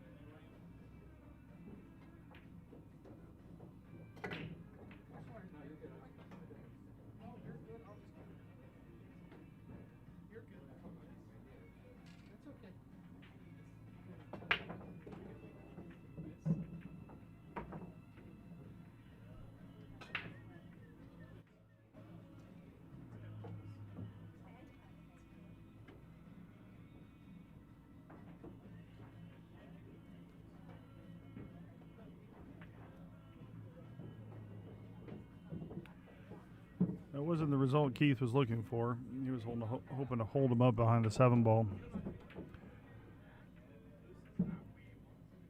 Still an awkward table here with a 10-8 tied up the way it is. 9 balls in that corner.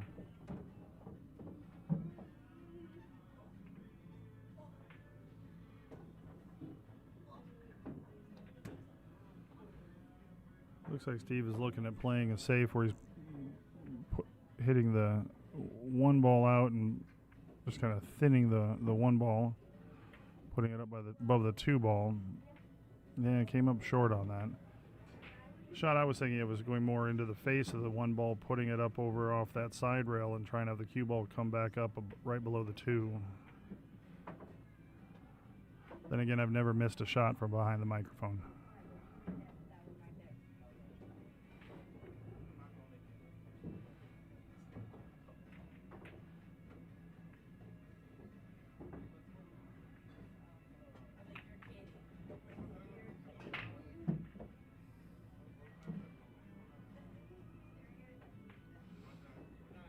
All right, he's got a tough shot on the 2 ball to be able to get back to the 4.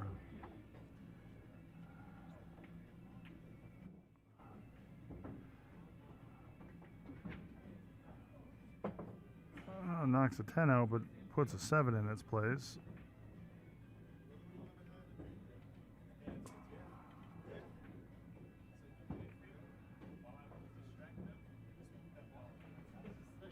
Hey, Francisco, thanks for tuning in.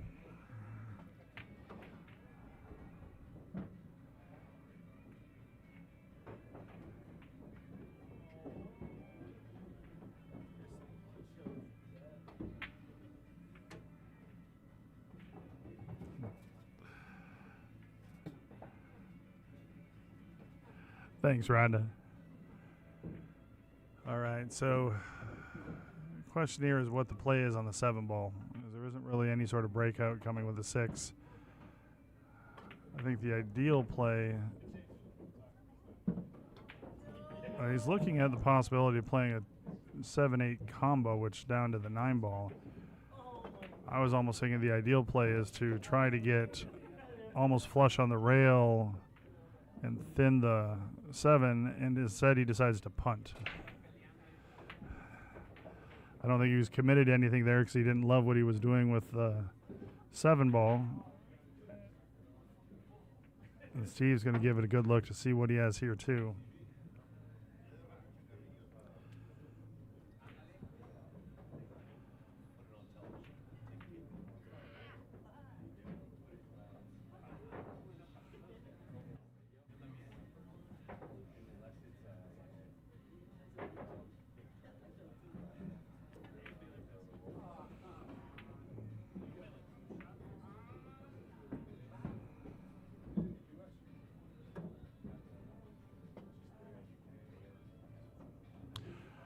Wow, what a tough roll that is. Just wanted to get just above that side pocket to be able to come back up and around and break out, possibly break out that cluster.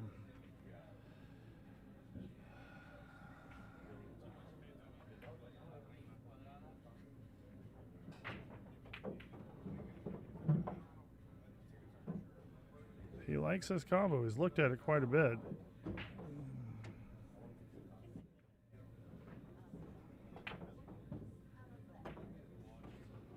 I know there's quite a few players in this position might hunt for the 3 foul.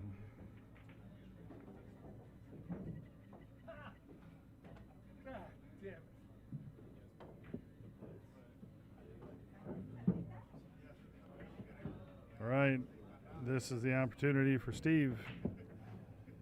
Pull it within 3 games or within 2 games.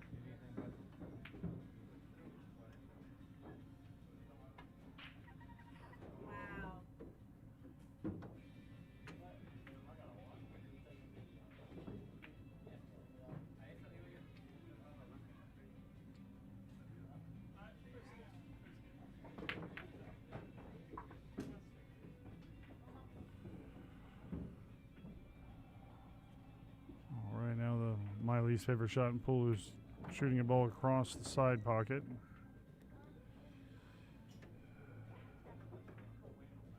Yeah, that's just such a tough shot. That pocket, the corner of the pocket, just draws your eye.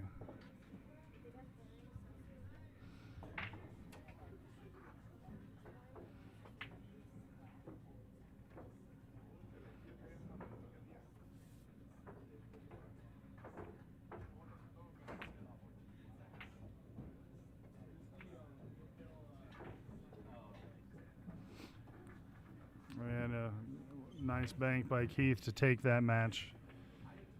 7-3. All right, the next match up is going to be Jules DePrince and Yendry Abraham. I'll get that started for you in just a minute. I've got to go watch a hit. Never mind. I've got to go. I'll get it going right now. Yeah.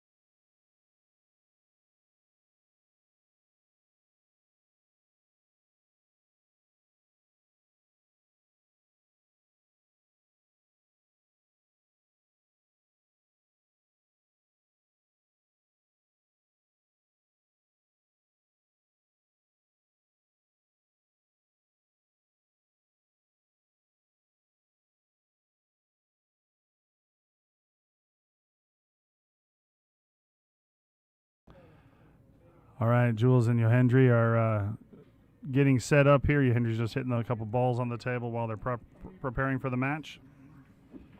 We'll get kicked off in just a minute or so.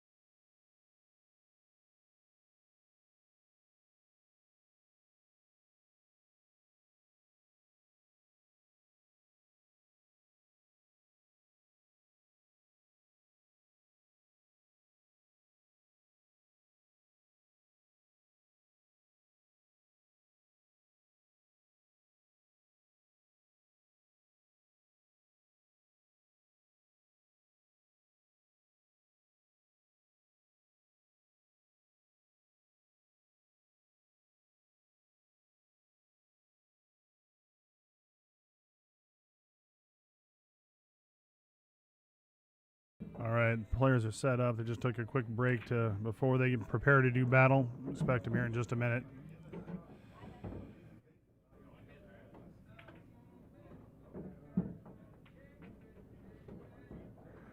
Want to give a big shout out to Griff's Billiards. They're one of the nicest pool rooms in the country. If you haven't been to Griff's when you come to Vegas, you need to make it a mark on your list to stop here. They're a great supporter of pool, obviously, in Las Vegas, but tournaments, play, all of that. They've got started a great Monday tournament. JJ runs. They've got some chip tournaments here. Pool leagues play out of here, and always good equipment. So really appreciate their support and allowing us to run our events here as well. So a big shout out to Griff's.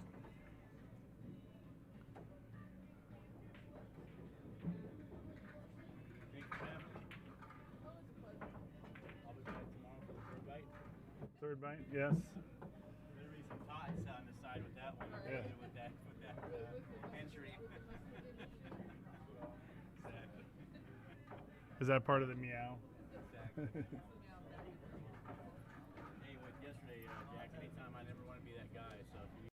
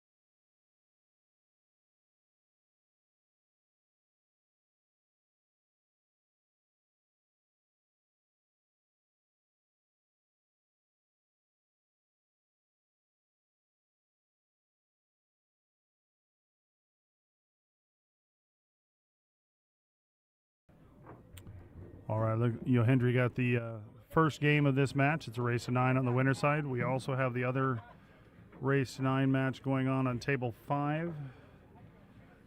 Okay.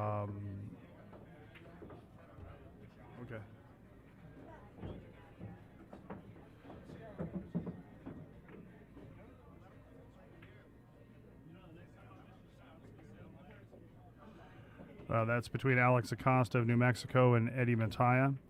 Eddie was just on the stream table not too long ago here. That's also winner side race to 9. You can follow the live scores on that match on the bracket on digitalpool.com, and I've pinned the bracket on our YouTube page, the M.O.B Productions YouTube page, and put it in the text in the Facebook post. I'll do my best to give some commentary if I see some excitement over there.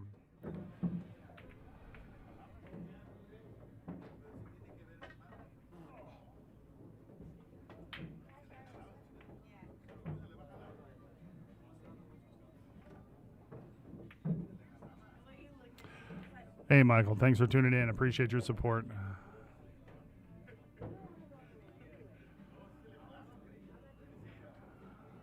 Both of these players have been strong. Yendry's played dynamite throughout. Jules did have a nail biter last night to make it undefeated to day 1 playing Angel Hernandez. Jules was up hill 5, 8-5 in a race to 9. Angel had rallied back to make it hill. Jules scratched on a ball early in a rack, and Angel had an open table, but kind of short-stroked a 5 ball that I think he's going to be seeing for years to come. And Jules got out hill. Jules played great in his first match today, so this should be a very good match.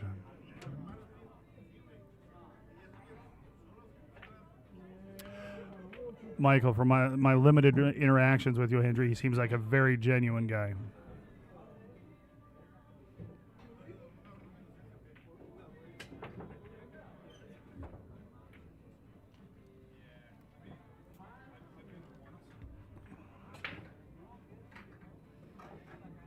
All right, you get perfect on the 8 ball. Now I prefer to play this shot to kind of come just past the middle of the table and play the 9 in the top right corner. Perfect, he hit that great.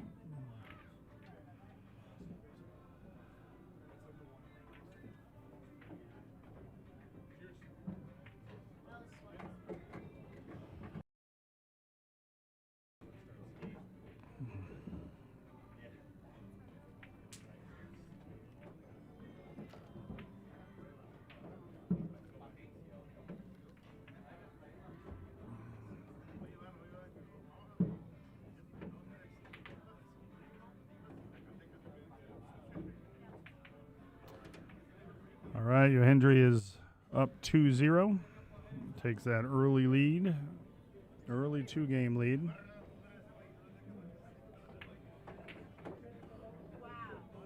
On table 5 between Alex Acosta and Eddie Mattia, Alex is up 1-0 early there. Alex has played a pretty solid safe on Eddie. Yendry, I think, can kick off the end rail. A little bit of spin to spin into the 4 ball. He's calling the kick. Oh, he's playing a 2 railer. That makes sense. He's calling the kick down in the corner, in the bottom left corner, playing 2 rails around the top left pocket. It's really going to be a great shot if he hits this, because he has to use a lot of spin on this ball. He does not have a natural angle.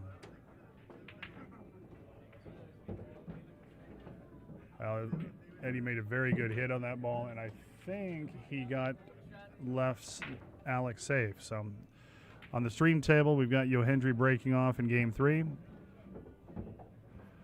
Dry break and is leaving Jules a shot on the 2 ball.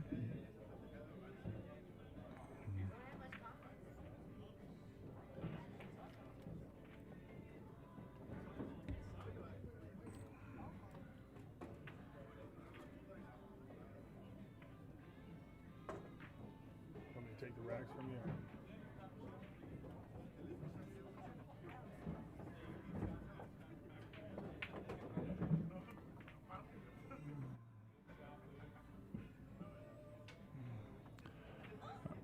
All right, Jules with a 210 combo to get on the board. Nice quick one there for Jules.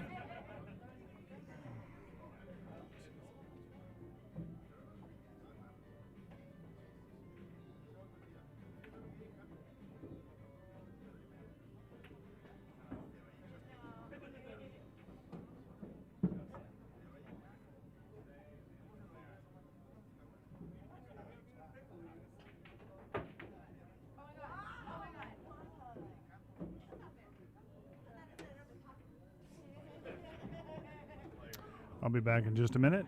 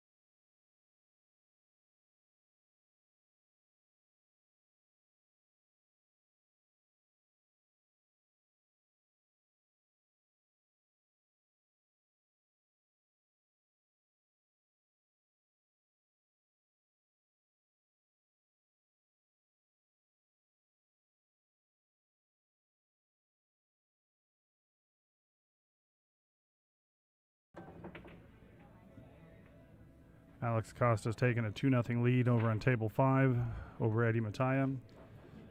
Jules has played good shape here, just kind of stunned it probably into the 8-ball to stop for the 5. Oh, didn't even need to. It was a great stroke. Thought he had a little bit more angle than that.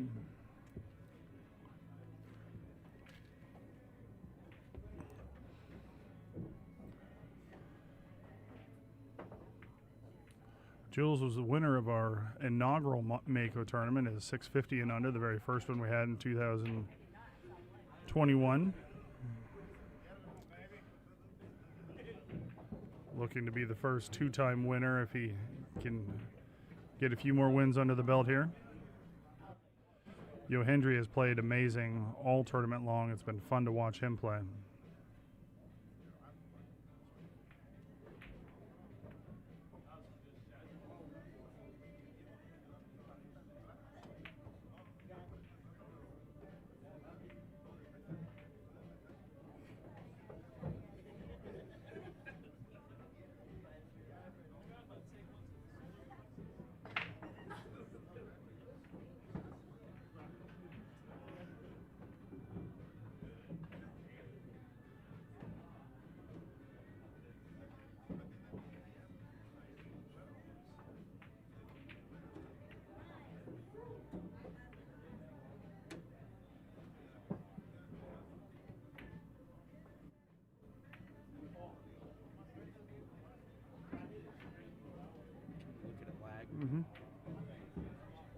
I'll be back in just a moment.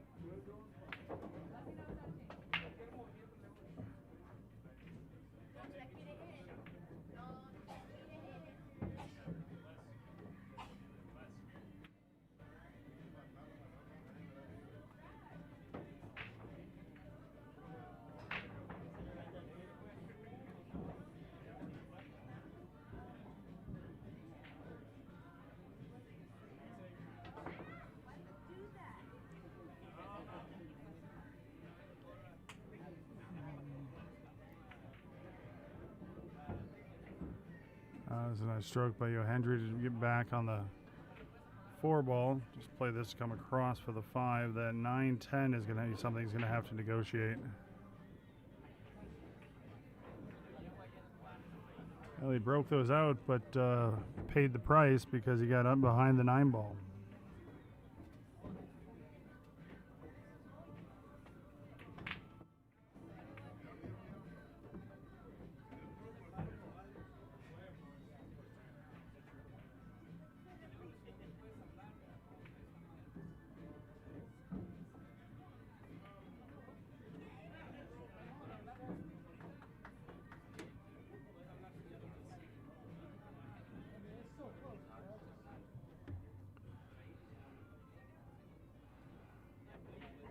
All right, with a self-induced hook, he's going to be giving Jules a good chance to get back, cut the lead to 1.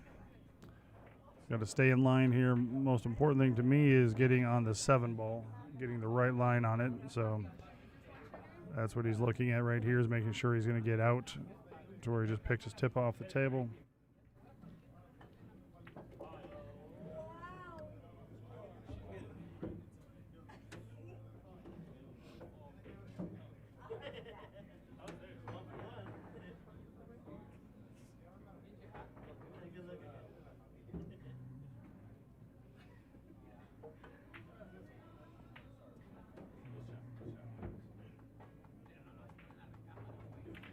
Yeah, he wanted to get a little straighter on that 6 ball, but running into the 7 there, he fell into good shape. He can use the 10 ball to control the speed of the cue ball coming off here and play the 9 in the bottom right corner.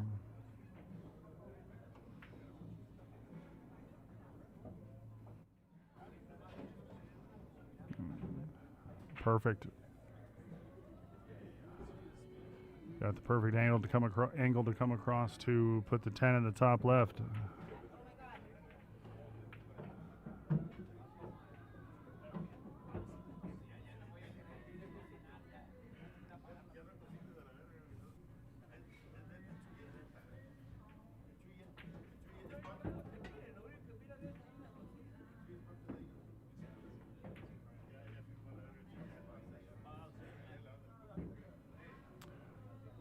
All right, Jules cuts his lead to 1. Still got a lot of pool to play in this match.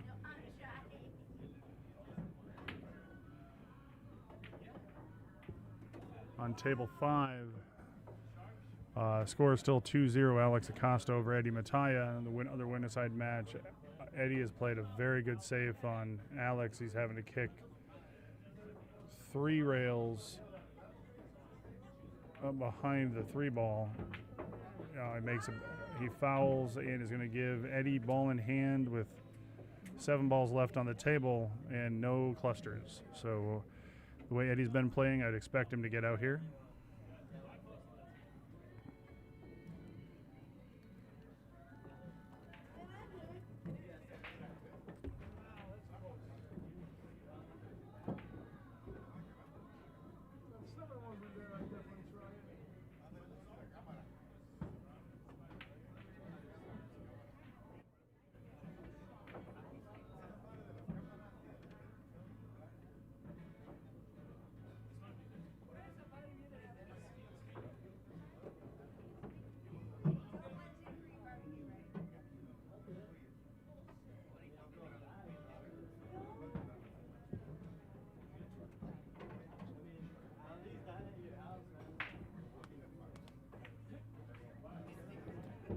Good break by Jules. Made the 3 in the corner. He's got some cluster in the middle of the table, so he's going to have to work with.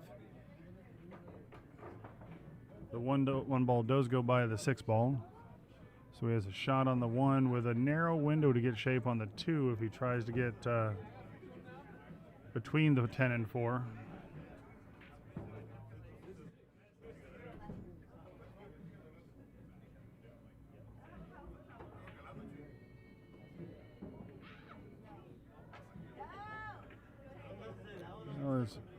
The table 5, as Eddie was running out, he put himself right on top of the 9 ball to get shape on the 8. He has a shot on the 8, but he's jacked up on it. He was not happy about it. Well, it was a good miss by Jules there. He had shape on the 2 ball, but missed the 1. On table 5, Eddie has shape on the 9 ball. Go up table and back for the 10 in the top left corner.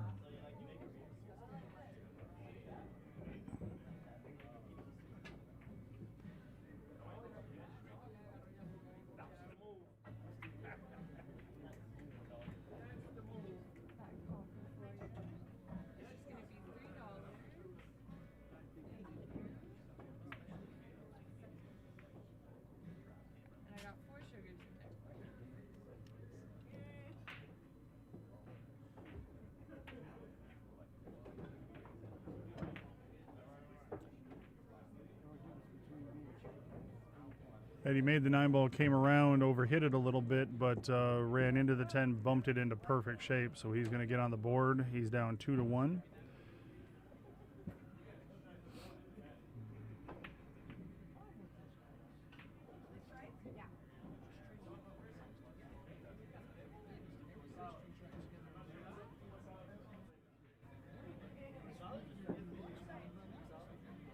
Good shot there by Jules.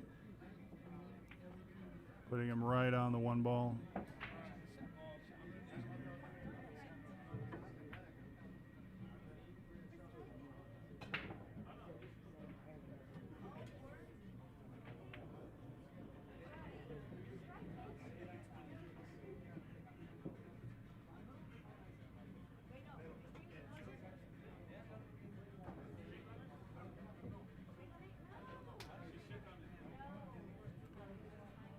All right, now Jules has been one to hunt the 3 foul in this tournament, and his opponent is now on 2 fouls, I believe. Or he's on 1. Nope, never mind. That was his first. My apologies. I'm getting distracted.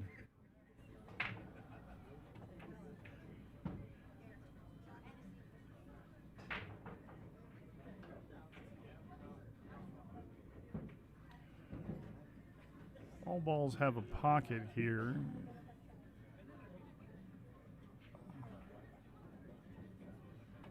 Good shot. Got the right line angle on the 2 ball to come up for the 4 in the top right. Is that sweet enough for you?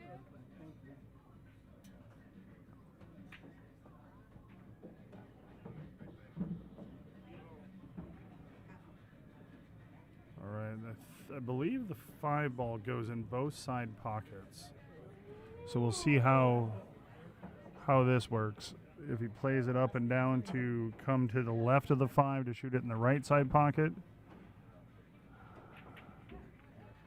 I don't think he wants to play it. It does go in the, well, no, he doesn't want to get in any of that. So he wants to play for the side pockets, but he's going to need to keep the angle because he doesn't want to have to go up table with the 6 being down the bottom rail.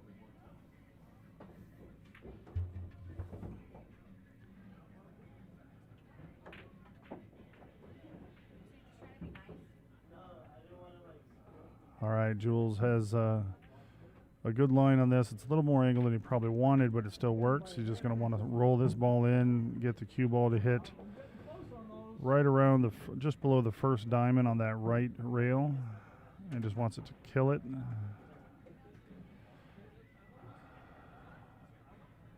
Oh, he played it. I like that play. I'm thinking trying to contain the cue ball. He played it up and around to make sure he made the 5. Because it's easy on a soft shot to possibly push that or throw it to where you're gonna miss it short. Guaranteeing the make and having a shot at least on the 6 ball.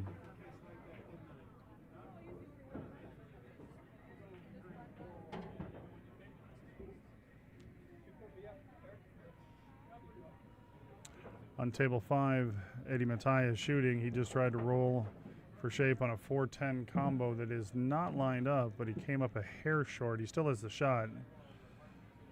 I'll let you know how it goes.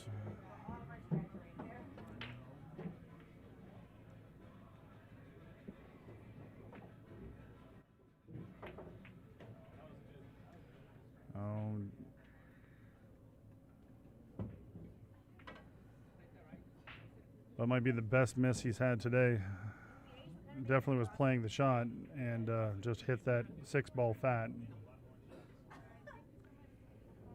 All right, on table 5, Eddie is lining up his 4-10 combo.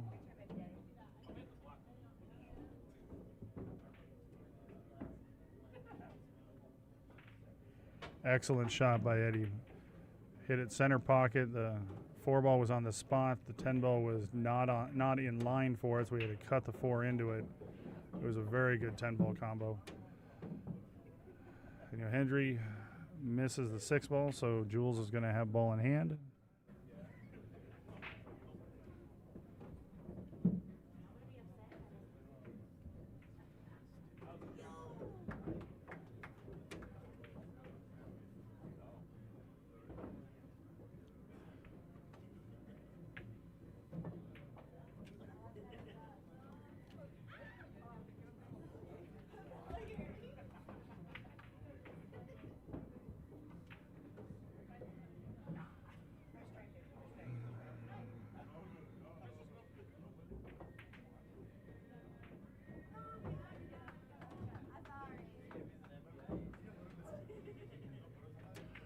It's got a hair of an angle to be able to pop out to get better on the 8 in the bottom left.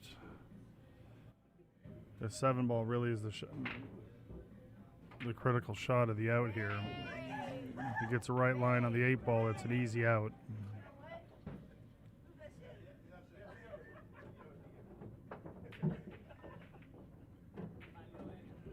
Nice shot there by Jules. Roll this ball forward and play the 9 in the side pocket.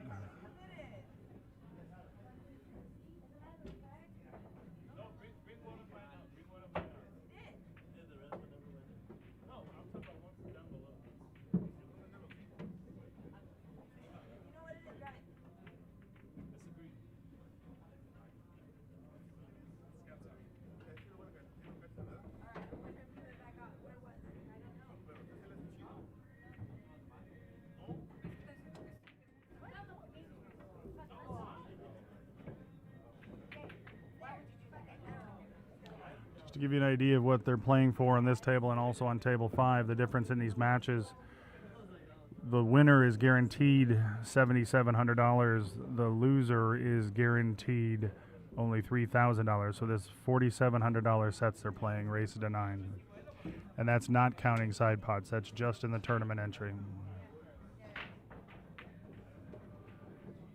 All right, Jules pulls even. It's 3-3 in a race to 9.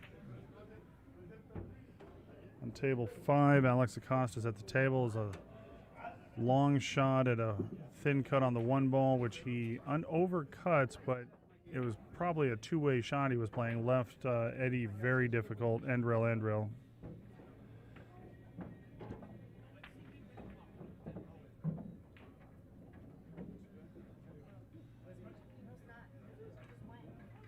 All right, they're taking a quick player break here, so I will try to do some commentary on table 5.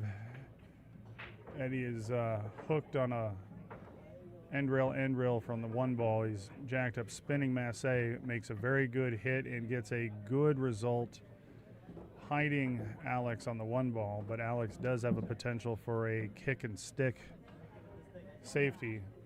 The table isn't pretty. The 3-8 are tied up, so on a run out, it's going to be difficult. So there's some cat and mouse game to be played here. Oh, excellent kick and stick by Alex Acosta. And not only that, if he gets ball in hand, there is a potential of a 110 carom. It's not lined up. It would be a tricky shot. But also the way the rack lies, it wouldn't surprise me if Alex went for a 3 foul. It was a very good defensive play. I think on a 2-railer, Eddie may only have half of the 1 ball to kick at. I'll let you know how that results as we're continuing on the stream table with Jules breaking.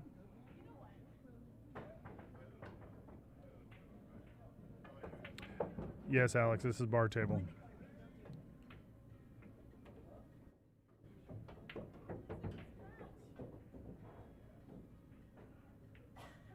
A remarkable hit by Eddie Mattia, went 3 rails behind the 1, almost made the 1 in the side, which he called. Left Alex the 1 ball kind of into the rail. I don't think he has a cut in the side, but he could bank it.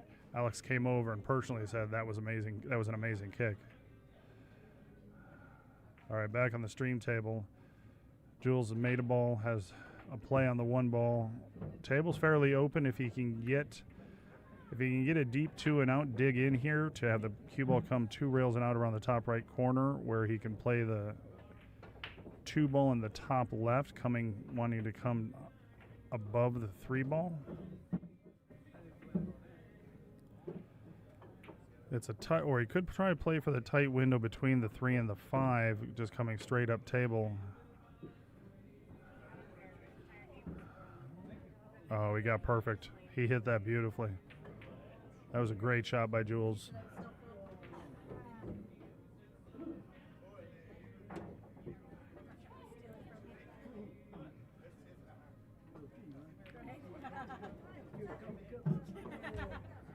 How much did we owe? I was gonna say that Are you joke's heading on out, me, or but have you heard from Bonnie? Oh, you don't? Okay, awesome.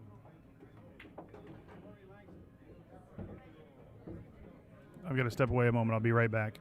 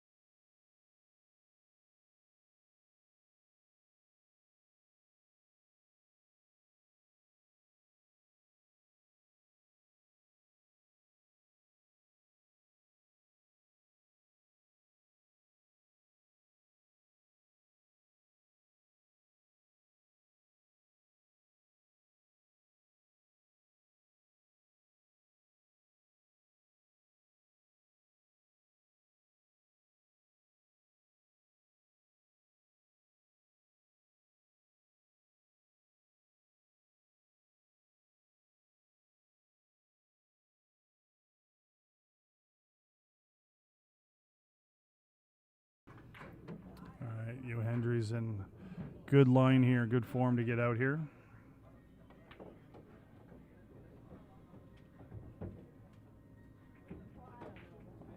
On table 5, Eddie is at the table with a pretty open table. Good opportunity to get out and take a 3-2 lead in that match. That's the other winner side match.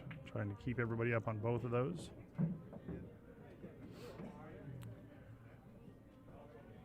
Yendry's probably going to follow this up. At least I think he has the angle to follow it up.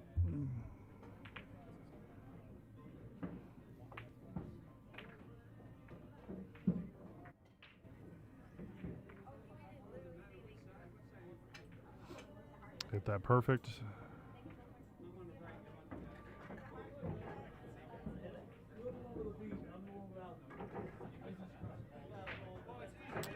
All right, Yendry takes a 4-3 lead.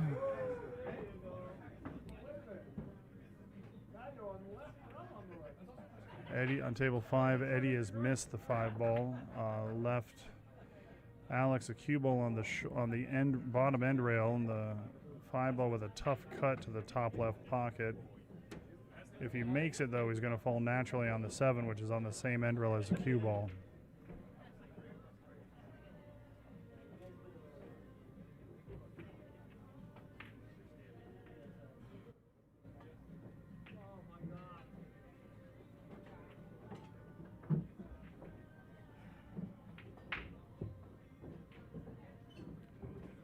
All right, a good break by Yendry. Makes a 9 in the side. Doesn't really have a shot on the 1 though. I can't tell if it goes in the side by the 8. It doesn't look like it. And it does not go by the 10-7.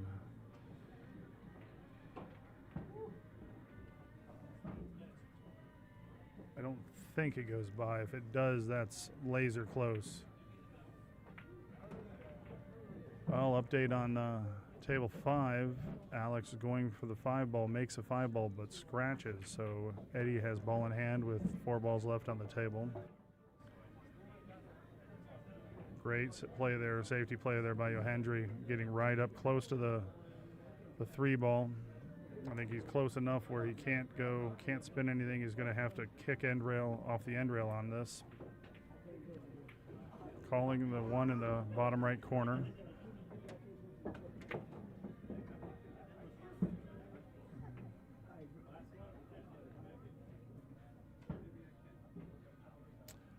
Eddie has good shape on the 9 ball to go 2 rails around for the 10 ball in the same bottom left corner pocket.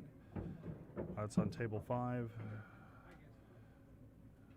Jules with a good hit on the 1 ball and a decent result where he doesn't leave much of a shot. Eddie has pretty good shape on the 10 ball just to cut down the rail.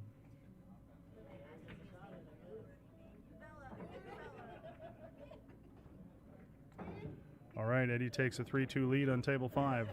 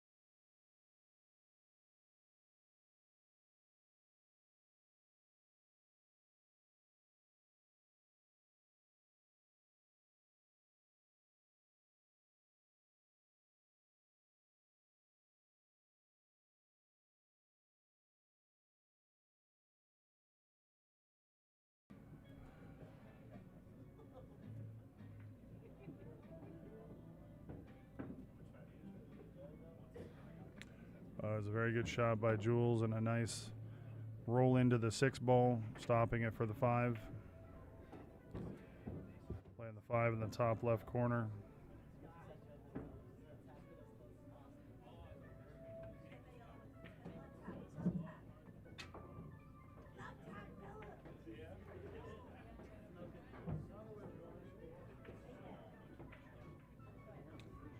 Jules wiggles that one in.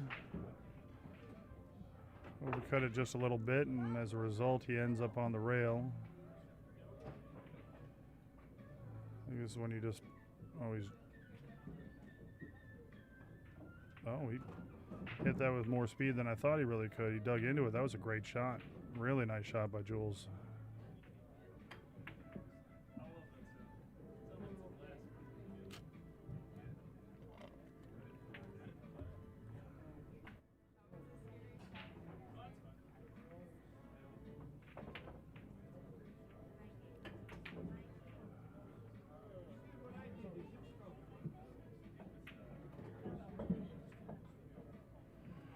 I like the play there by Jules. Instead of trying to roll it forward where you might catch the corner of the side pocket, take a little bit tougher shot on the 10 ball, but make sure you're shooting at the 10. And make sure that you've got a reasonable shot.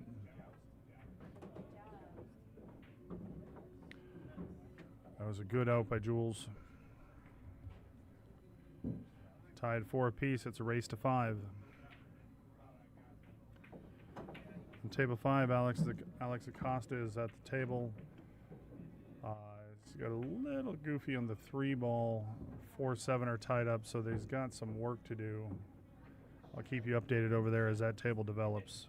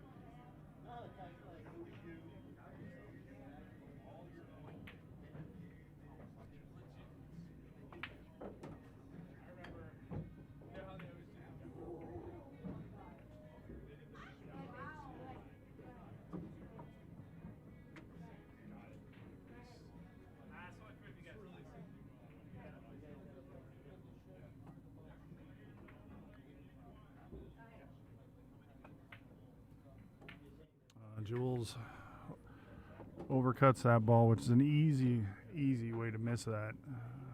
Trying to hit the back cut edge. 2 ball does not go by the 3 ball. I could see him possibly playing this ball to come off that top right side rail and underneath the 3 and run into the 2 to get better position.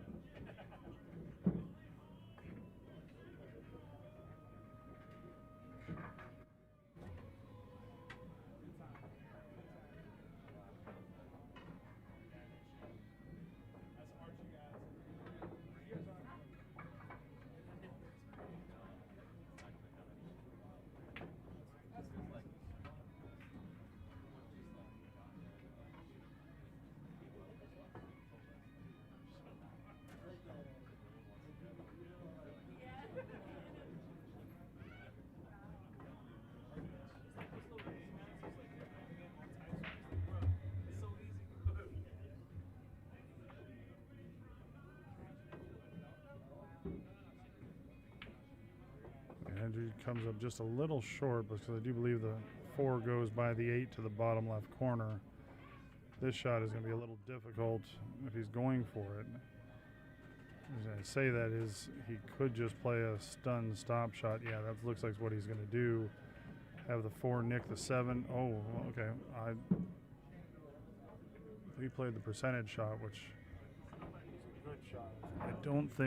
I don't think Jules can see the ball. No, he can see the left edge of it.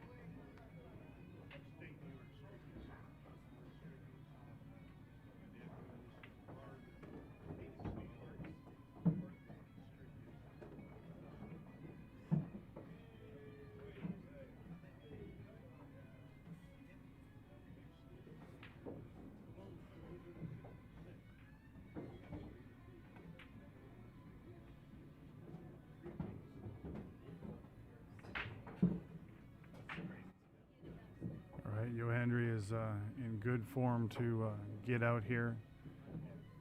On table 5, Alex Acosta is shooting on the 6 ball with an open table and is the favorite to win that game. That would tie it at 3 apiece.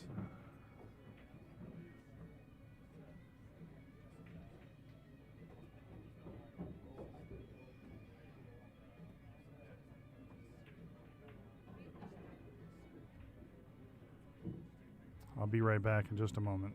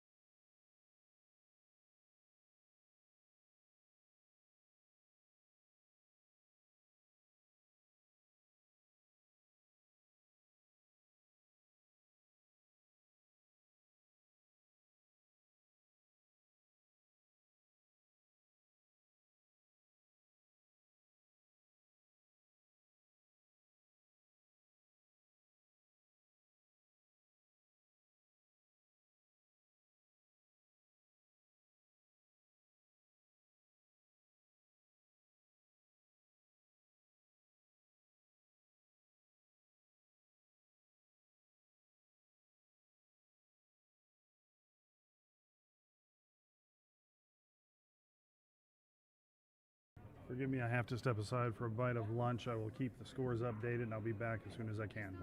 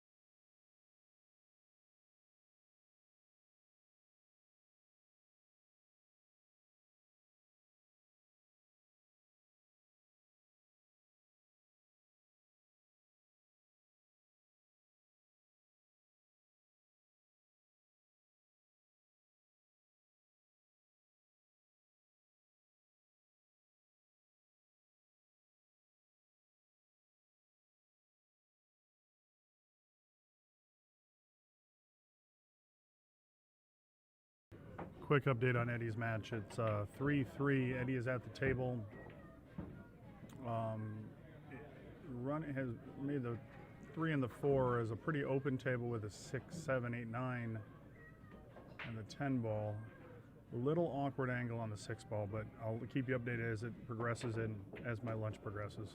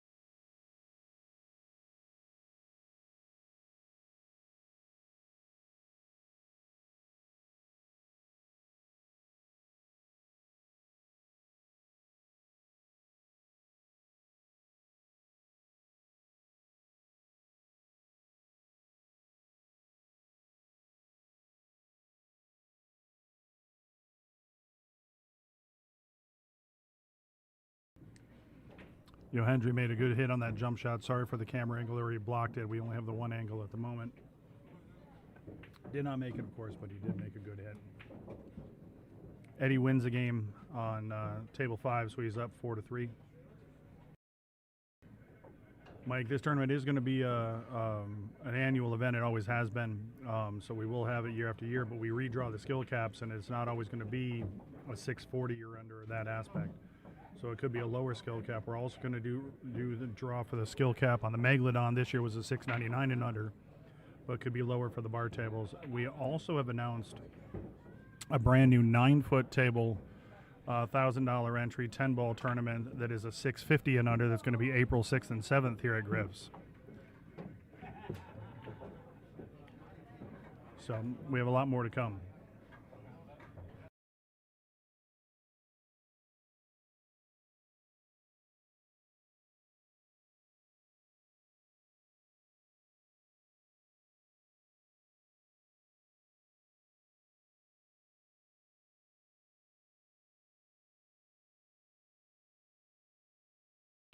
Jules got a little close for comfort there.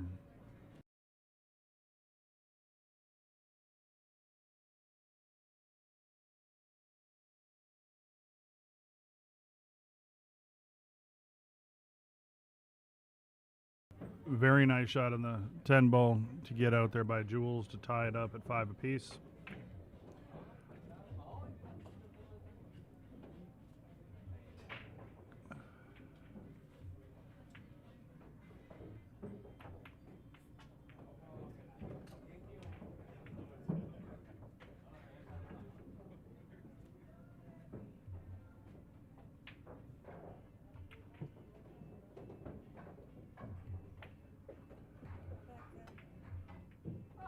I almost cut it. Really quick, I'm going to put this flyer up for you, Michael. This is what tournament I was just talking about. I'll message you this. We're going to start taking signups here anytime. You can put a $200 non-refundable deposit down for it. I'll send this to you though.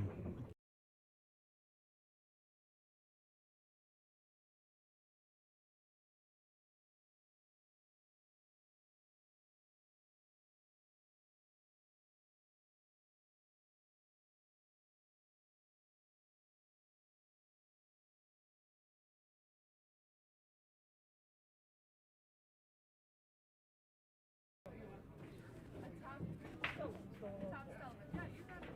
Are you gonna be on this table for a while? What was your name?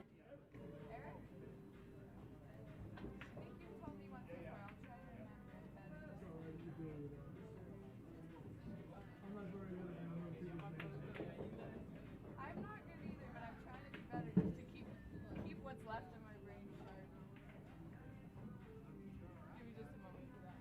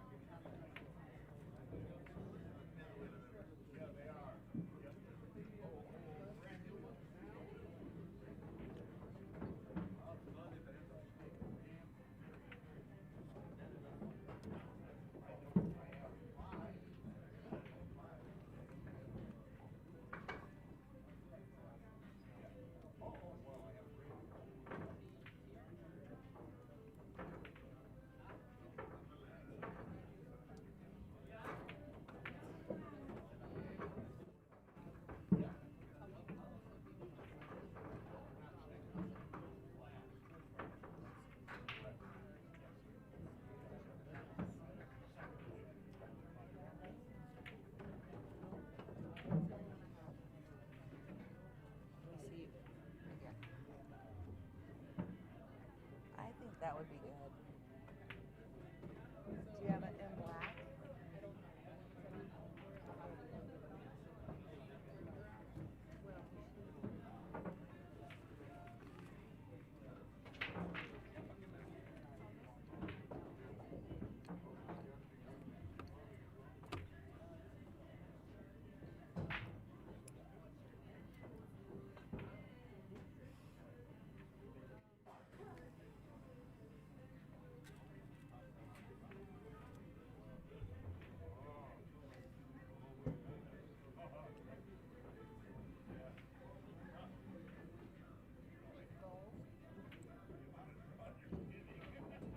All right, to give you an update on table 5, Eddie is shooting at an 8 ball. He has to put the extension on his cue to reach down to it. I actually just took the extension off, so he's probably going to be either shooting it opposite-handed or using a bridge. Yeah, he's playing this opposite-handed.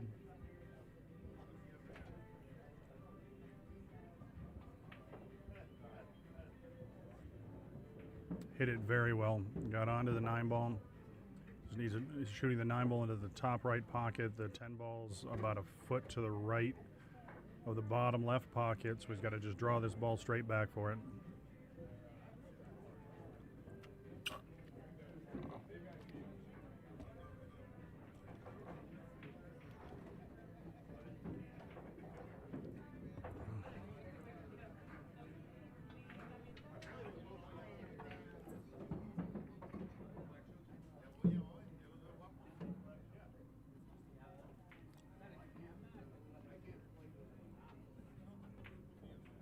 Yendry takes a 6-5 lead as Eddie takes that game on table 5 to take a 5-3 lead. And both are winner side matches, races to 9.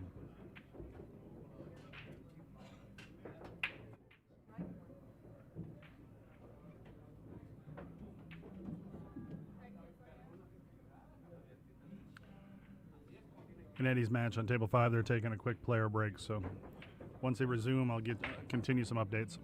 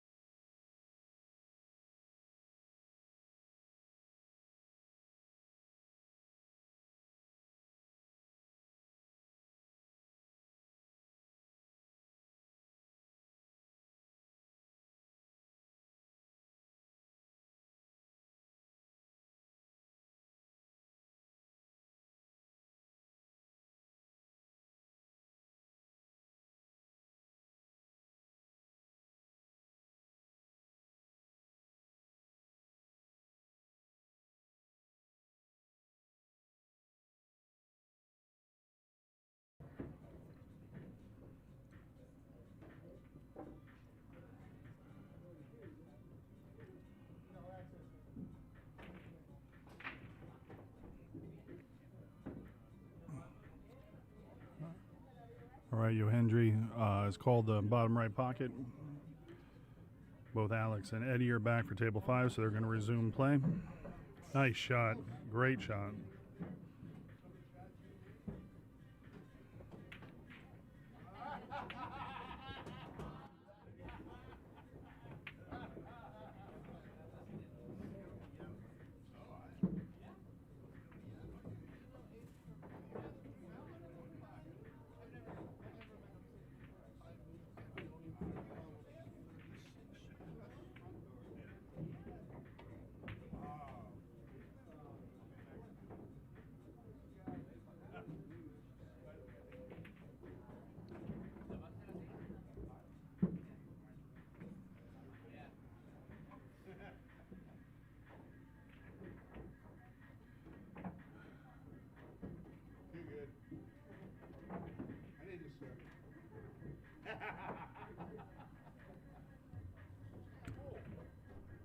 All right, Yendry is up 7-5. It's a 2-game lead.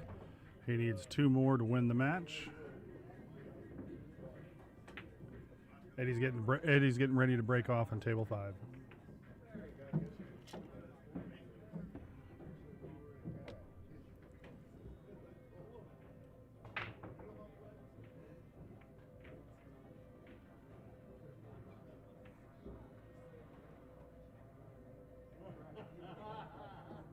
Eddie broke dry over there. The cue ball's down by the 1 ball, but it's hard to see how much of it Alex can see because the cue ball's very close to the 3 ball. Well, he's looking at if the 2 goes by the 3, so maybe he can see enough to make it.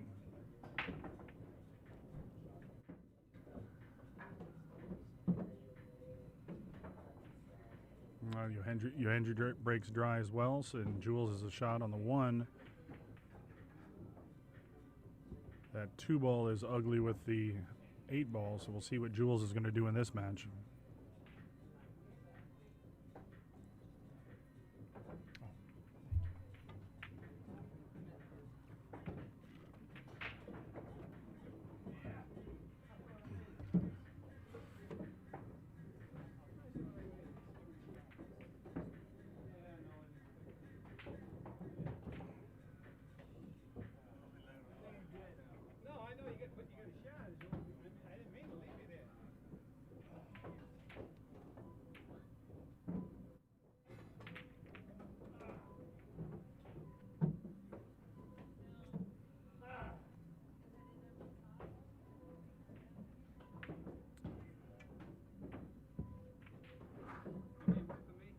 Jules plays a bank. He was playing the safety, but I shouldn't say played the bank. He was playing the safety, but the bank went straight. Just straightened it out too much. Yendry has a play on the 3 ball. I don't know if it goes more other than a bank, so he's going to play safe. Nice shot to get the cue ball on that end rail. On table 5, Alex Acosta is at the table. He's got a shot on the 6 ball with a fairly open table.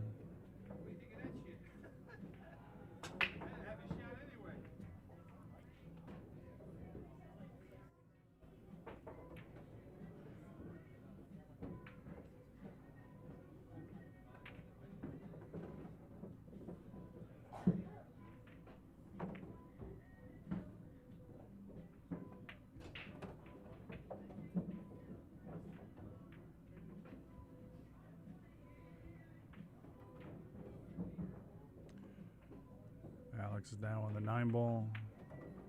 Should be able to roll forward and get shape on the 10.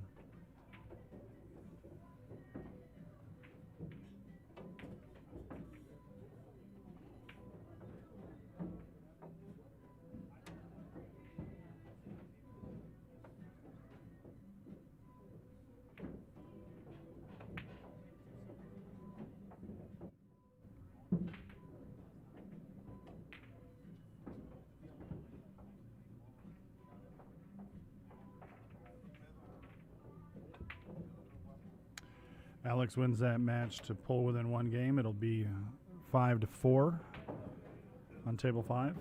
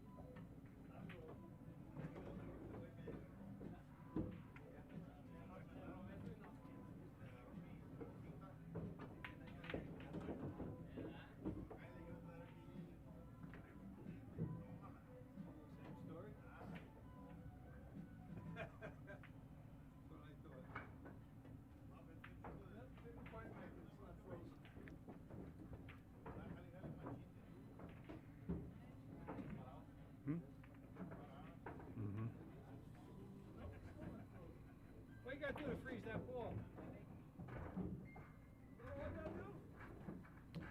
What? They didn't just make the 50. All right, Yendry gets out there to get to the hill. He just needs one more to win the match and advance to the match for the hot seat. He will play the winner of table 5, which is Alex Acosta and Eddie Mataya. Eddie is up 5-4 in that match.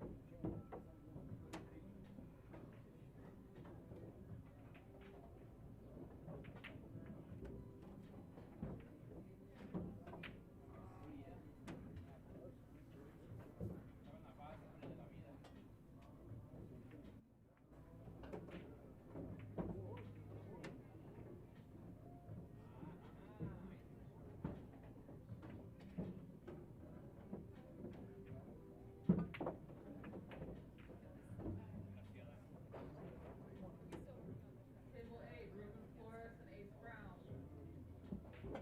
Table 9, Jeff Gray and Jeff Whitehead.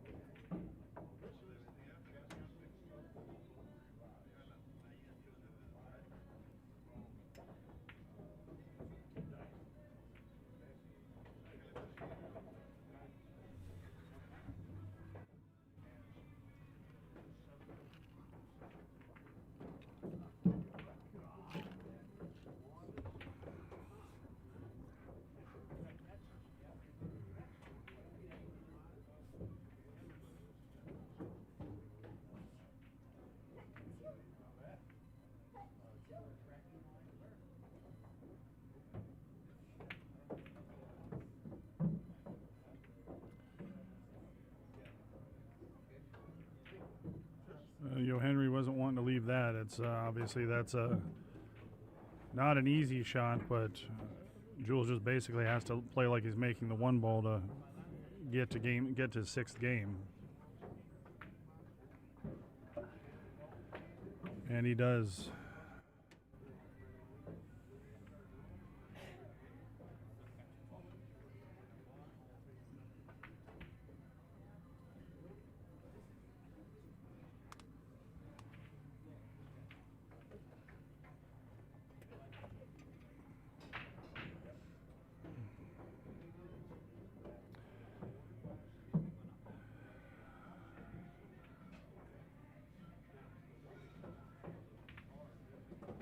When is the Wormo? It's April 23rd. Okay, thank you. I missed that comment. That's a tournament I've always wanted to get up for, but we always have such a crazy busy month in April.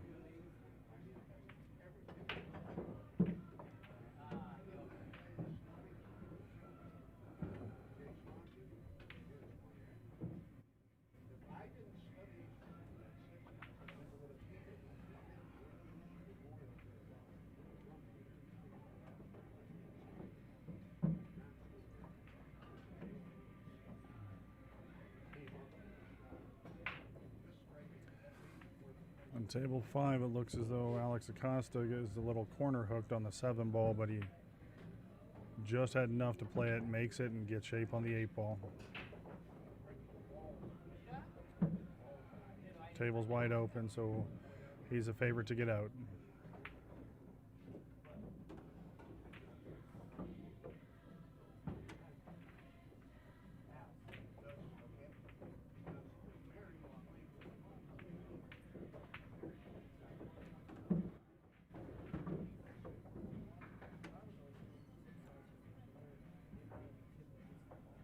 Alex is straight in on the 10 to tie that match up at 5 games apiece. It's now a race to 4 over there on table 5.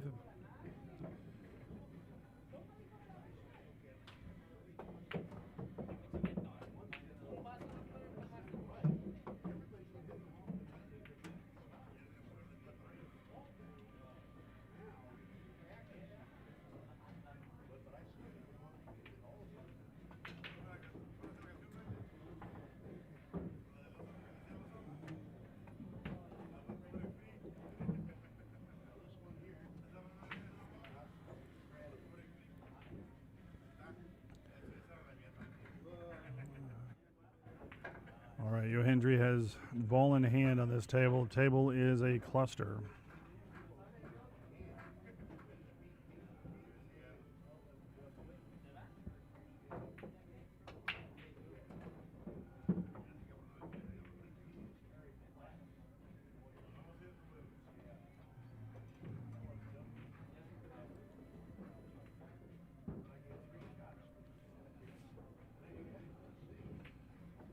Looks like he is playing a safety here, putting the cue ball behind the 8 ball. Oh, he hit that a little loose. This is a very hittable ball, so Jules actually can play a kick with some spin, play the yellow 1 ball off the right short rail at long rail, and leave him hooked behind the 2-6-10. He was trying to get it, wanted to be right on that 8 ball so that Jules possibly would be on 2 fouls.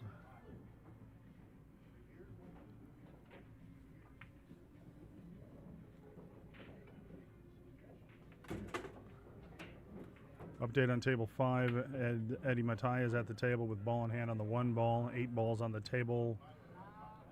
Every ball has a pocket, but I wouldn't describe it as open.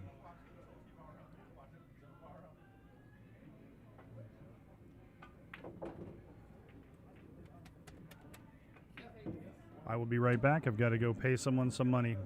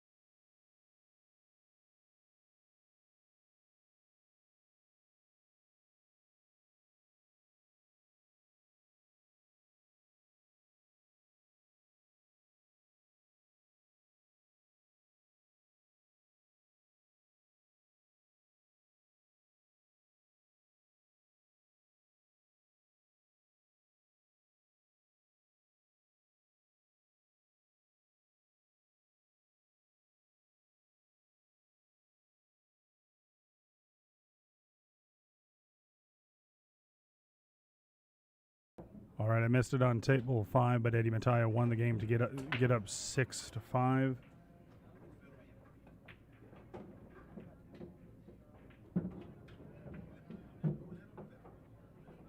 It was a dry break. The cue ball hung in the pocket, so Alex is playing a thin shot off there to play safe. Oh no, play the 3 ball. Call the 3 ball. I didn't think he could see enough of that ball. So he's shooting, but he's still hooked. On our feature table, Jules is about to pull within 1 game. I knew this was going to be a great match from the start.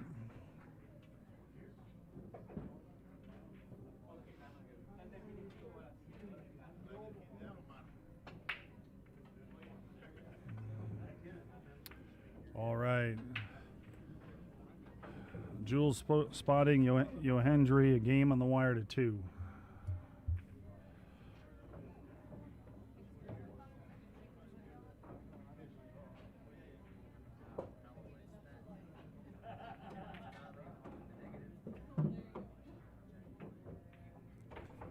Thank you.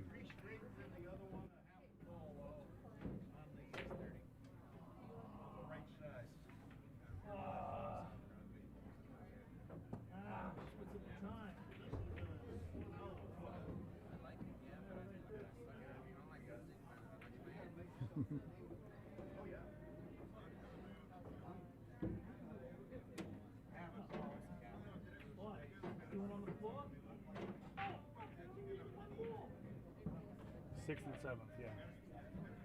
It's a weekend after Easter. Oh, cool. We got a player asking about the new Bandit tournament, when it is, and the format. We're going to fill that 32-player field up pretty fast. 650 and under, 9-foot table, 10 ball, $1,000 entry. Lock up a spot. Send your $200 non-refundable deposit into Jason Osborne, that is. Contact me for more payment info.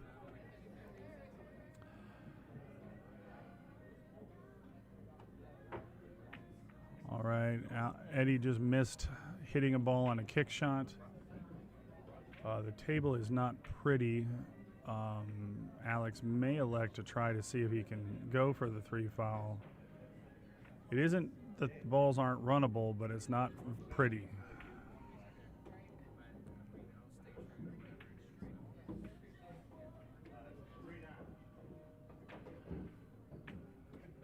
Nice shot by Yendry to get on that 2 ball. Rolled it past a little bit past the line because he's going for the bottom right corner.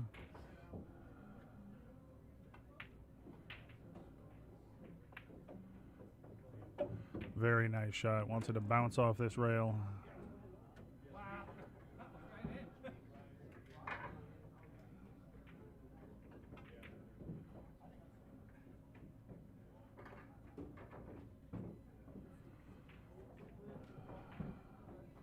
Great shot. Speared that ball in.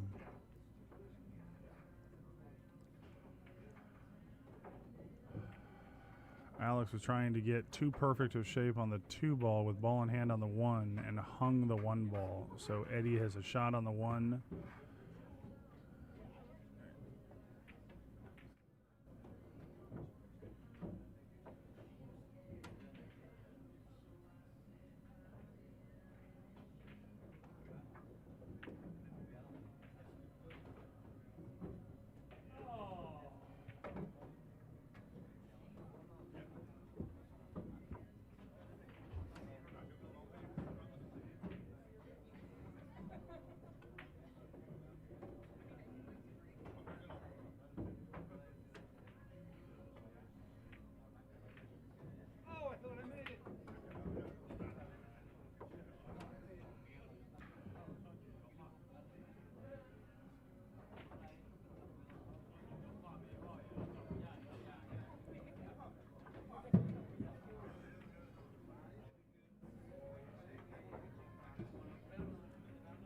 All right, Yendry has this for the match.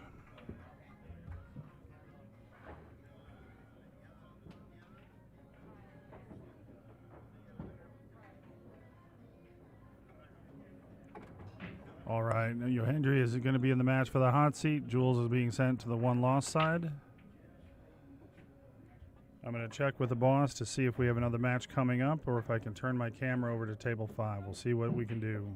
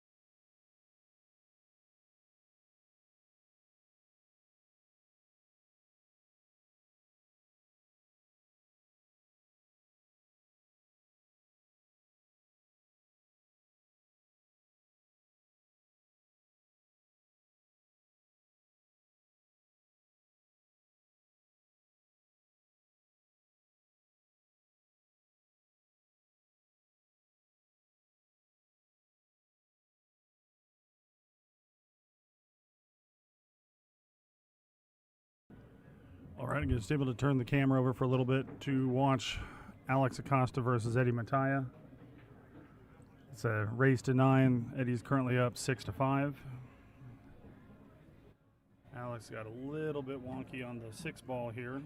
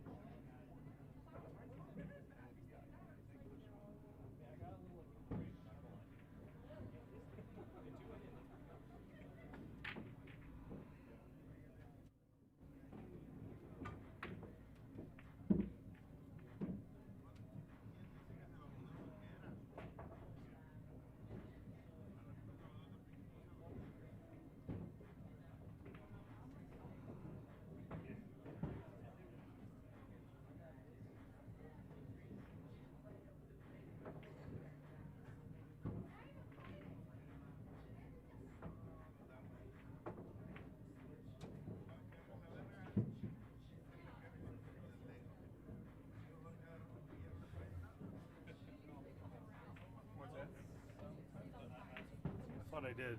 I'm sorry.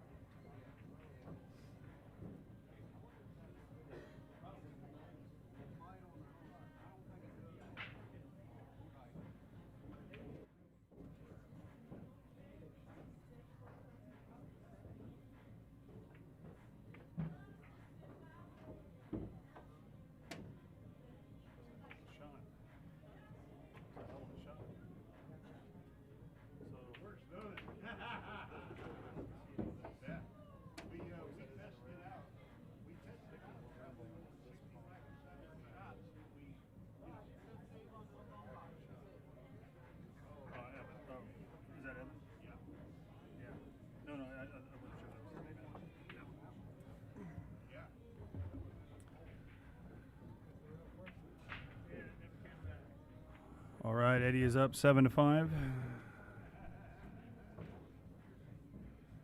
That's a big swing in that game. A huge difference from 6-6 and 7-5 in a race to 9. Especially with momentum too. And well, Eddie gets a dry break and pretty open table for Alex, so we'll see what he can do here.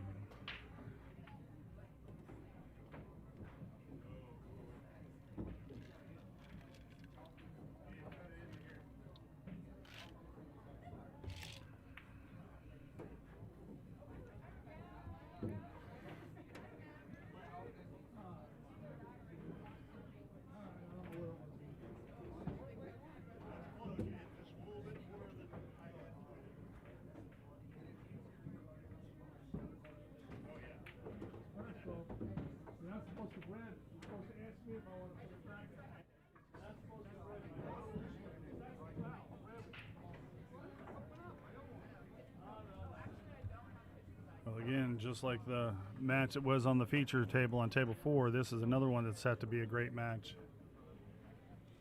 Alex has a ton of firepower, as does Eddie.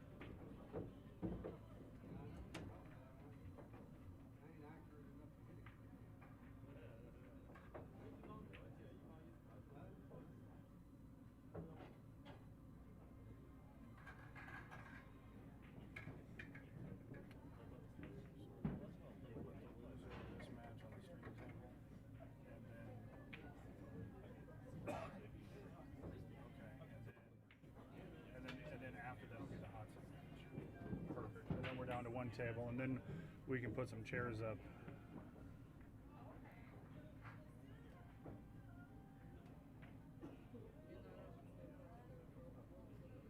Yeah, we'll do something where we can at least set it off on sides and put some chairs to block the sides to walk through.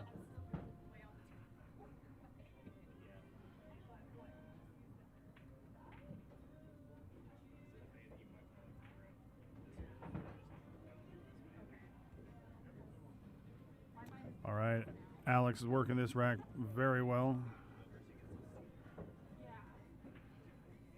It's hard for me to see from this angle if he has if he can go forward or if he has to draw this ball back to get on the 10 ball. Looks like he's drawing the ball.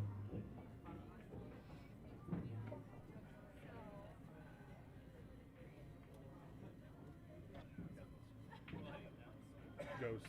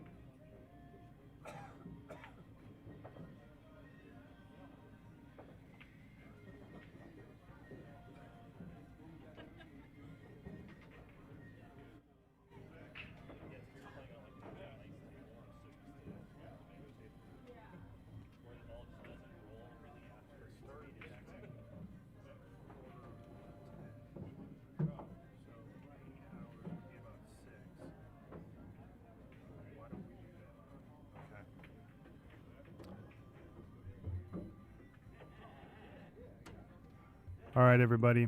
After this match, we are going to have the loser of this match on the main stream on table 4 playing Paul Teitler. But before we start that match, we are going to restart the stream on Facebook. We'll keep it on with YouTube, but actually no, we're going to restart it on all entities. So make sure that you've subscribed to either it's our Facebook group, our YouTube channel, or the Griff's YouTube channel, whatever you're watching it on, so you're alerted to when the new stream starts up. It'll only take us a minute or two. But we need to do that because Facebook cuts us off at 8 hours, and we don't want to be cut off mid-match in that. Also, YouTube doesn't allow us to record for more than 12 hours, so that will work out well for us. So after this match is done that we're watching right now, the race to 9 between Eddie Mataya and Alex Acosta, we're going to restart everything before we get to the match with Paul Teitler and the loser of this match you're watching.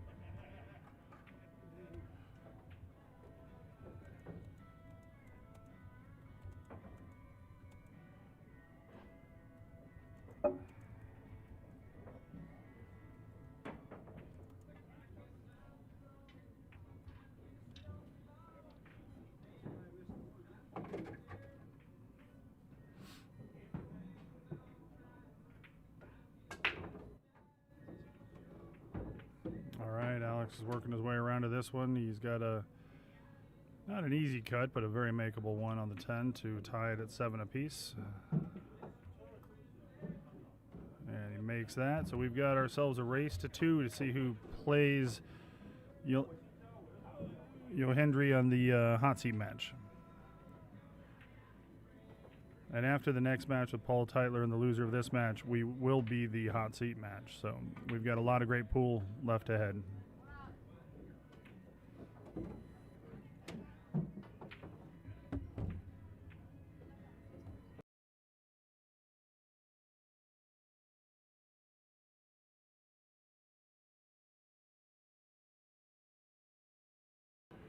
All right, I have to step away for a moment. I will be back. Enjoy the stream.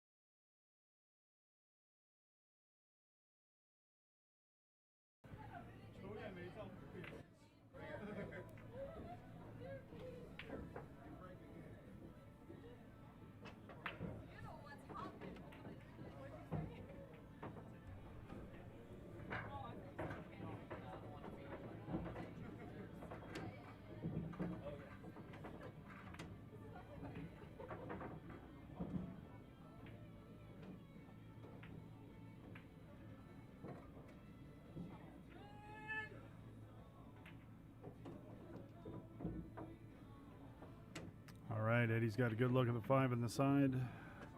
Natural shape to roll down for the 6 in the opposite side.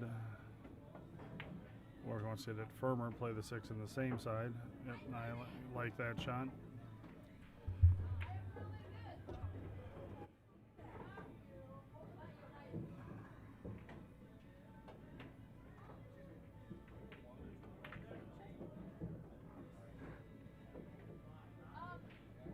My dear, honey, hi. Can I order something? I think yes, but yeah, just give me a second. Because it's technically Maddie's section, but I'll put it in.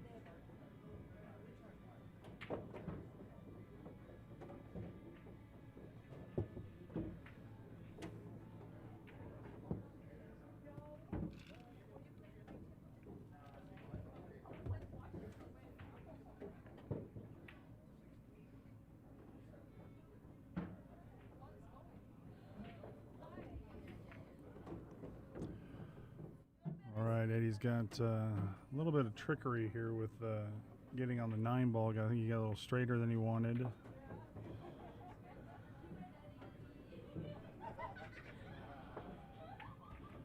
And the 8's a very makeable shot. It's just making sure that you can get easily on a good shot on the 9 ball.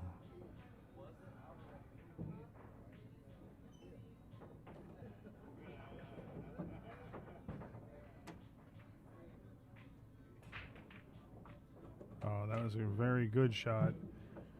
Didn't have the angle he wanted, so he didn't get as much, but he has a play on the 9.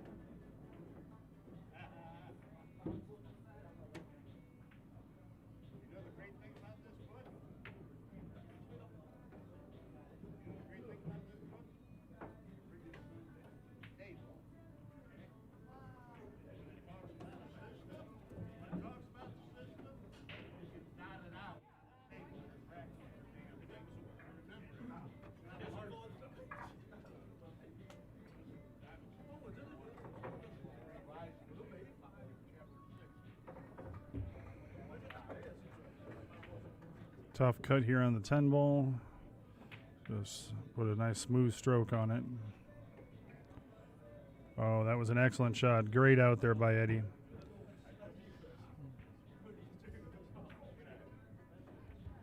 Don't know how the score got changed to a 2 for Alex Acosta. That is not correct. I apologize for that.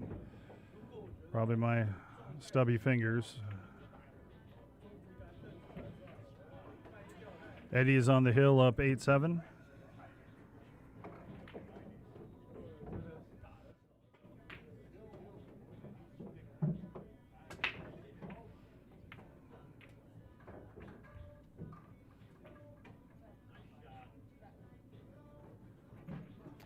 All right, I've got to go pay somebody out. Enjoy the match. I'll catch the scores up when I can.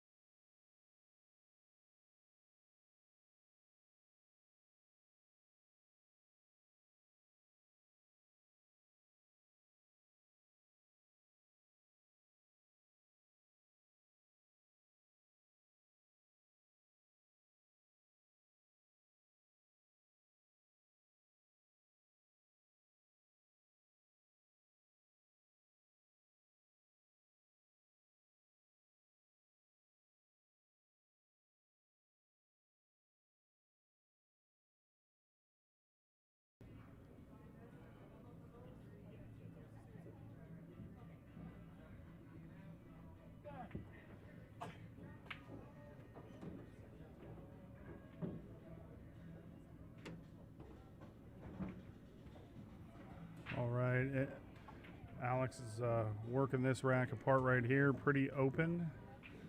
Looks like the big shot's going to be from the 7 to the 8, 8 to the 9.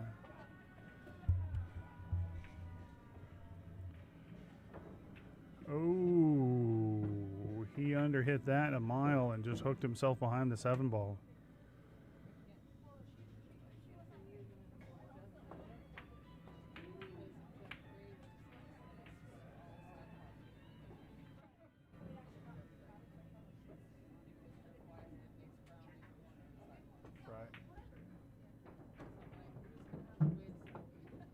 Yeah.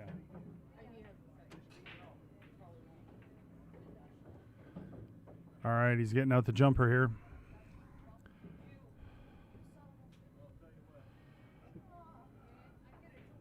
This is potentially a $4,300 shot, the difference between what the players are guaranteed for the winner guaranteed 3rd and the loser guaranteed 5th.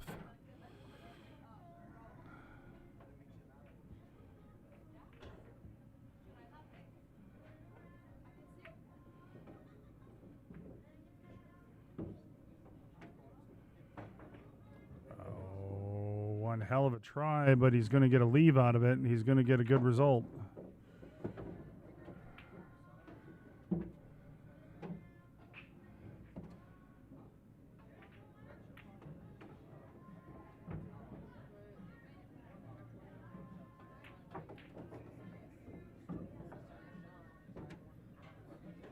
You're talking about Jules? Yeah, I'd put them on 2. On 6, yeah. 8, 9, yeah.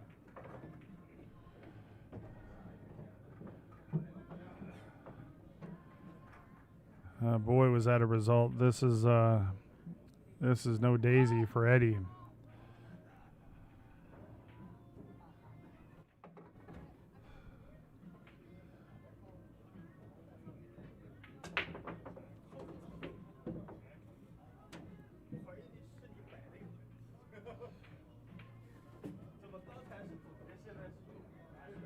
Eddie's going with his jumper. This is a longer jump to clear the 7 ball.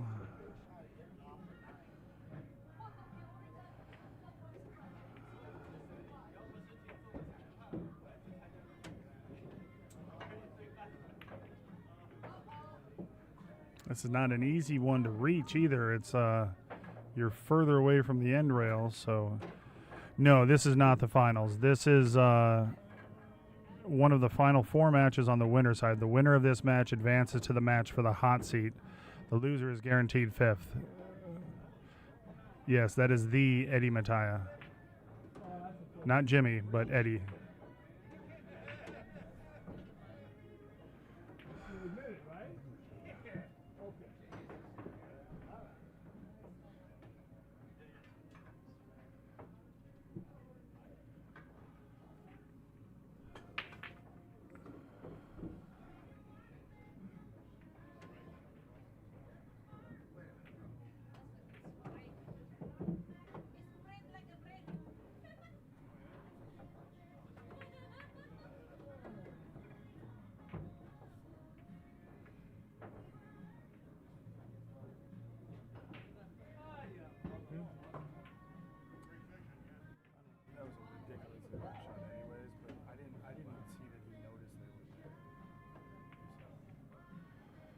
I think he was more disgusted.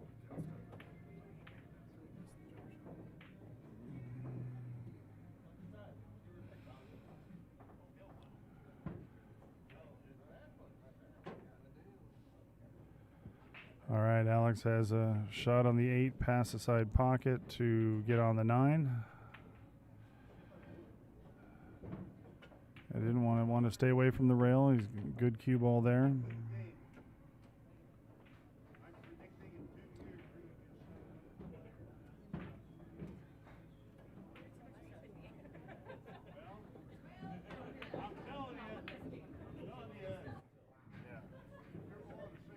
It's just horrible. All right, we are Hill. 1 game to see who gets to play Yendry for the hot seat. Alex is breaking.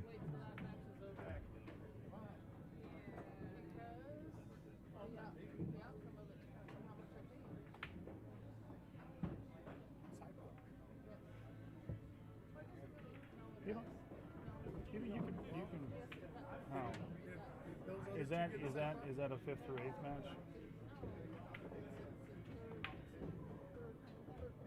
Okay. Third and fourth.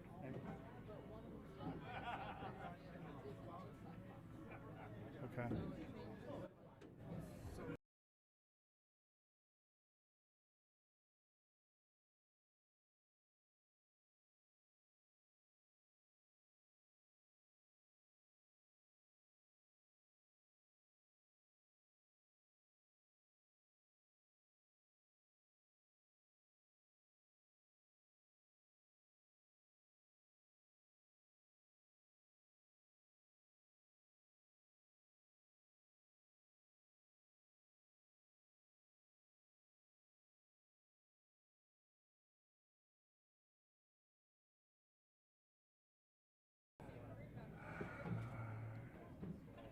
All right, a dry break, and Eddie has a look at the 1 ball.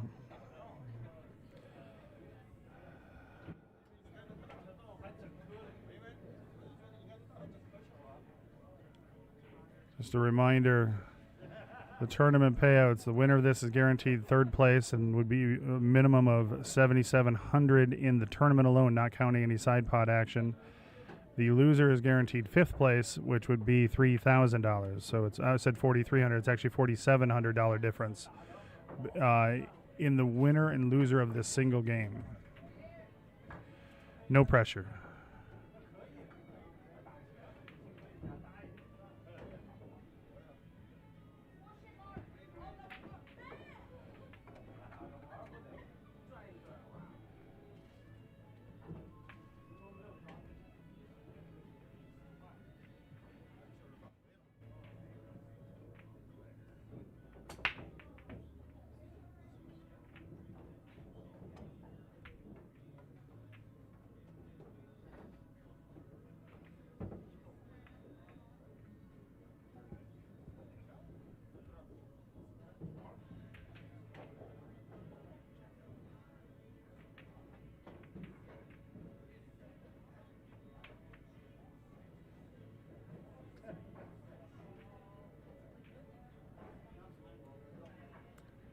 Appreciate everybody tuning in and those that have shared the link. We've got over 250 people watching right now, and I greatly appreciate all your support.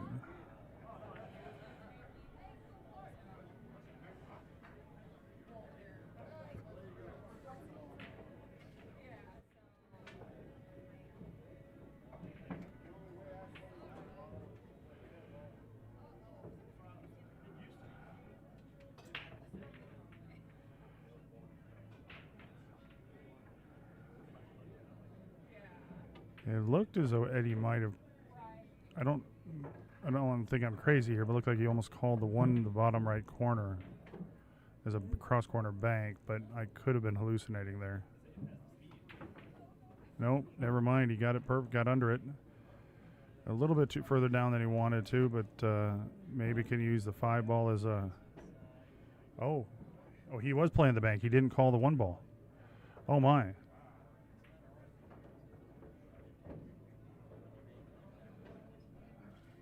I think, yeah, he was playing that cross corner, just trying to catch just before the side pocket, and instead it went in the side pocket.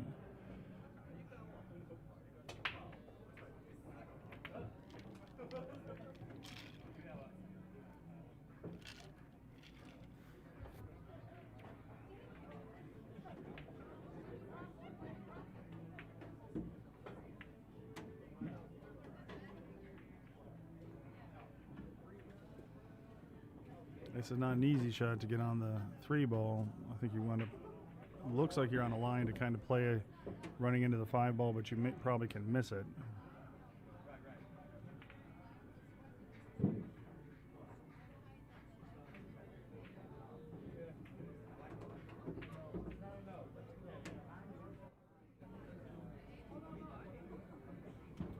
That complicates it a little bit, but definitely still has a combo on with the 3-7.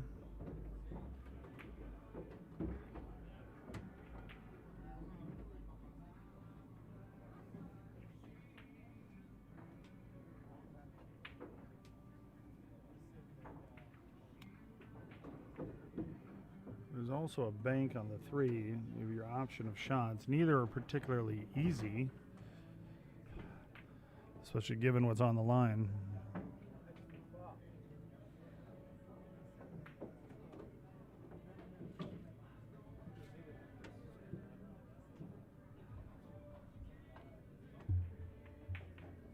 Okay, my volume's been good most of the match, Mark. I apologize. I don't know if it's changed. Everyone's told me they can hear what I'm saying.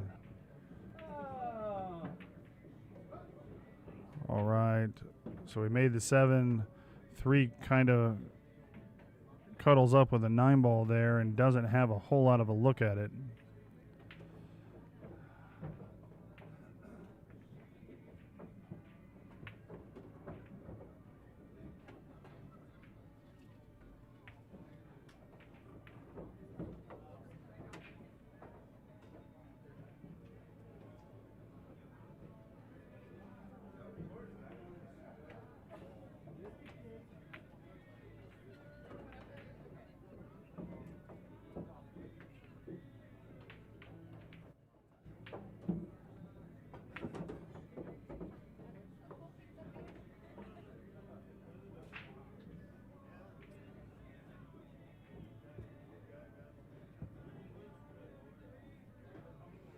We do require 500 plus robustness for most of our high entry events.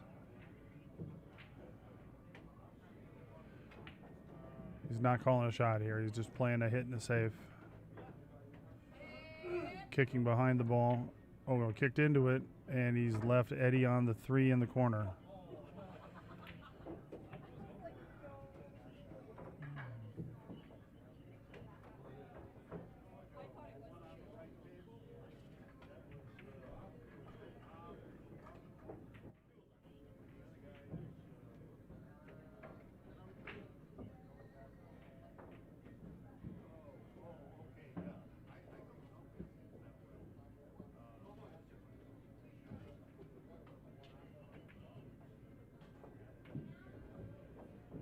Tight quarters here, but can scoot the cue ball over, play the 4 ball up in the top left corner.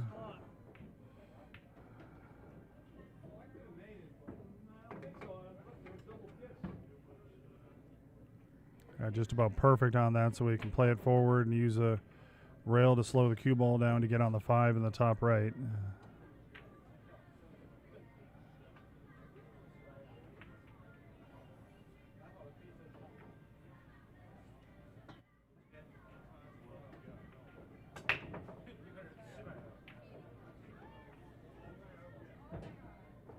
All right, he hit that all right. He overrolled it a hair, but he should be able to go 2 rails around the 6 ball or 8 ball for the 6 in the bottom right corner.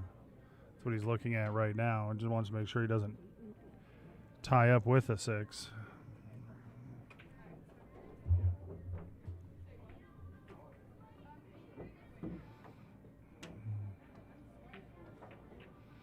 Just a reminder, we are going to be restarting the stream after this match, so make sure you subscribe to either our YouTube channel that you're watching, our Facebook page that you're watching it on, or the Griff's TV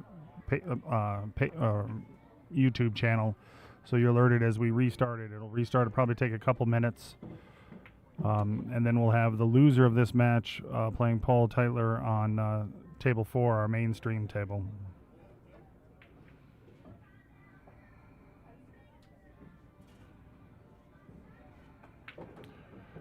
Looks like he's looking to play this with a soft bottom right draw so he can play it off over and avoid the 8 ball altogether. Yeah, got a little bit more off that 8 ball. I think he wanted to kill it. Is he going to play this off angle 610?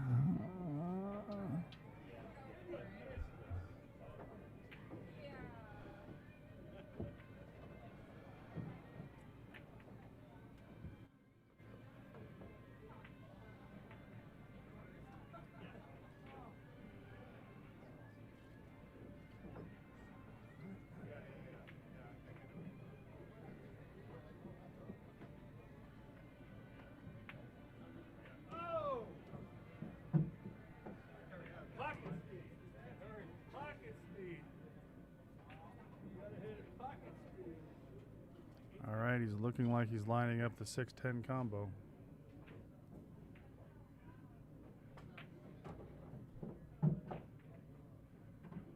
Nope. Just undercut it. Just undercut it. Alex has a shot on the 6. The 10 kind of makes it a big pocket. The 8 is not far from the corner pocket, so he is calling the 6 here, not the 10.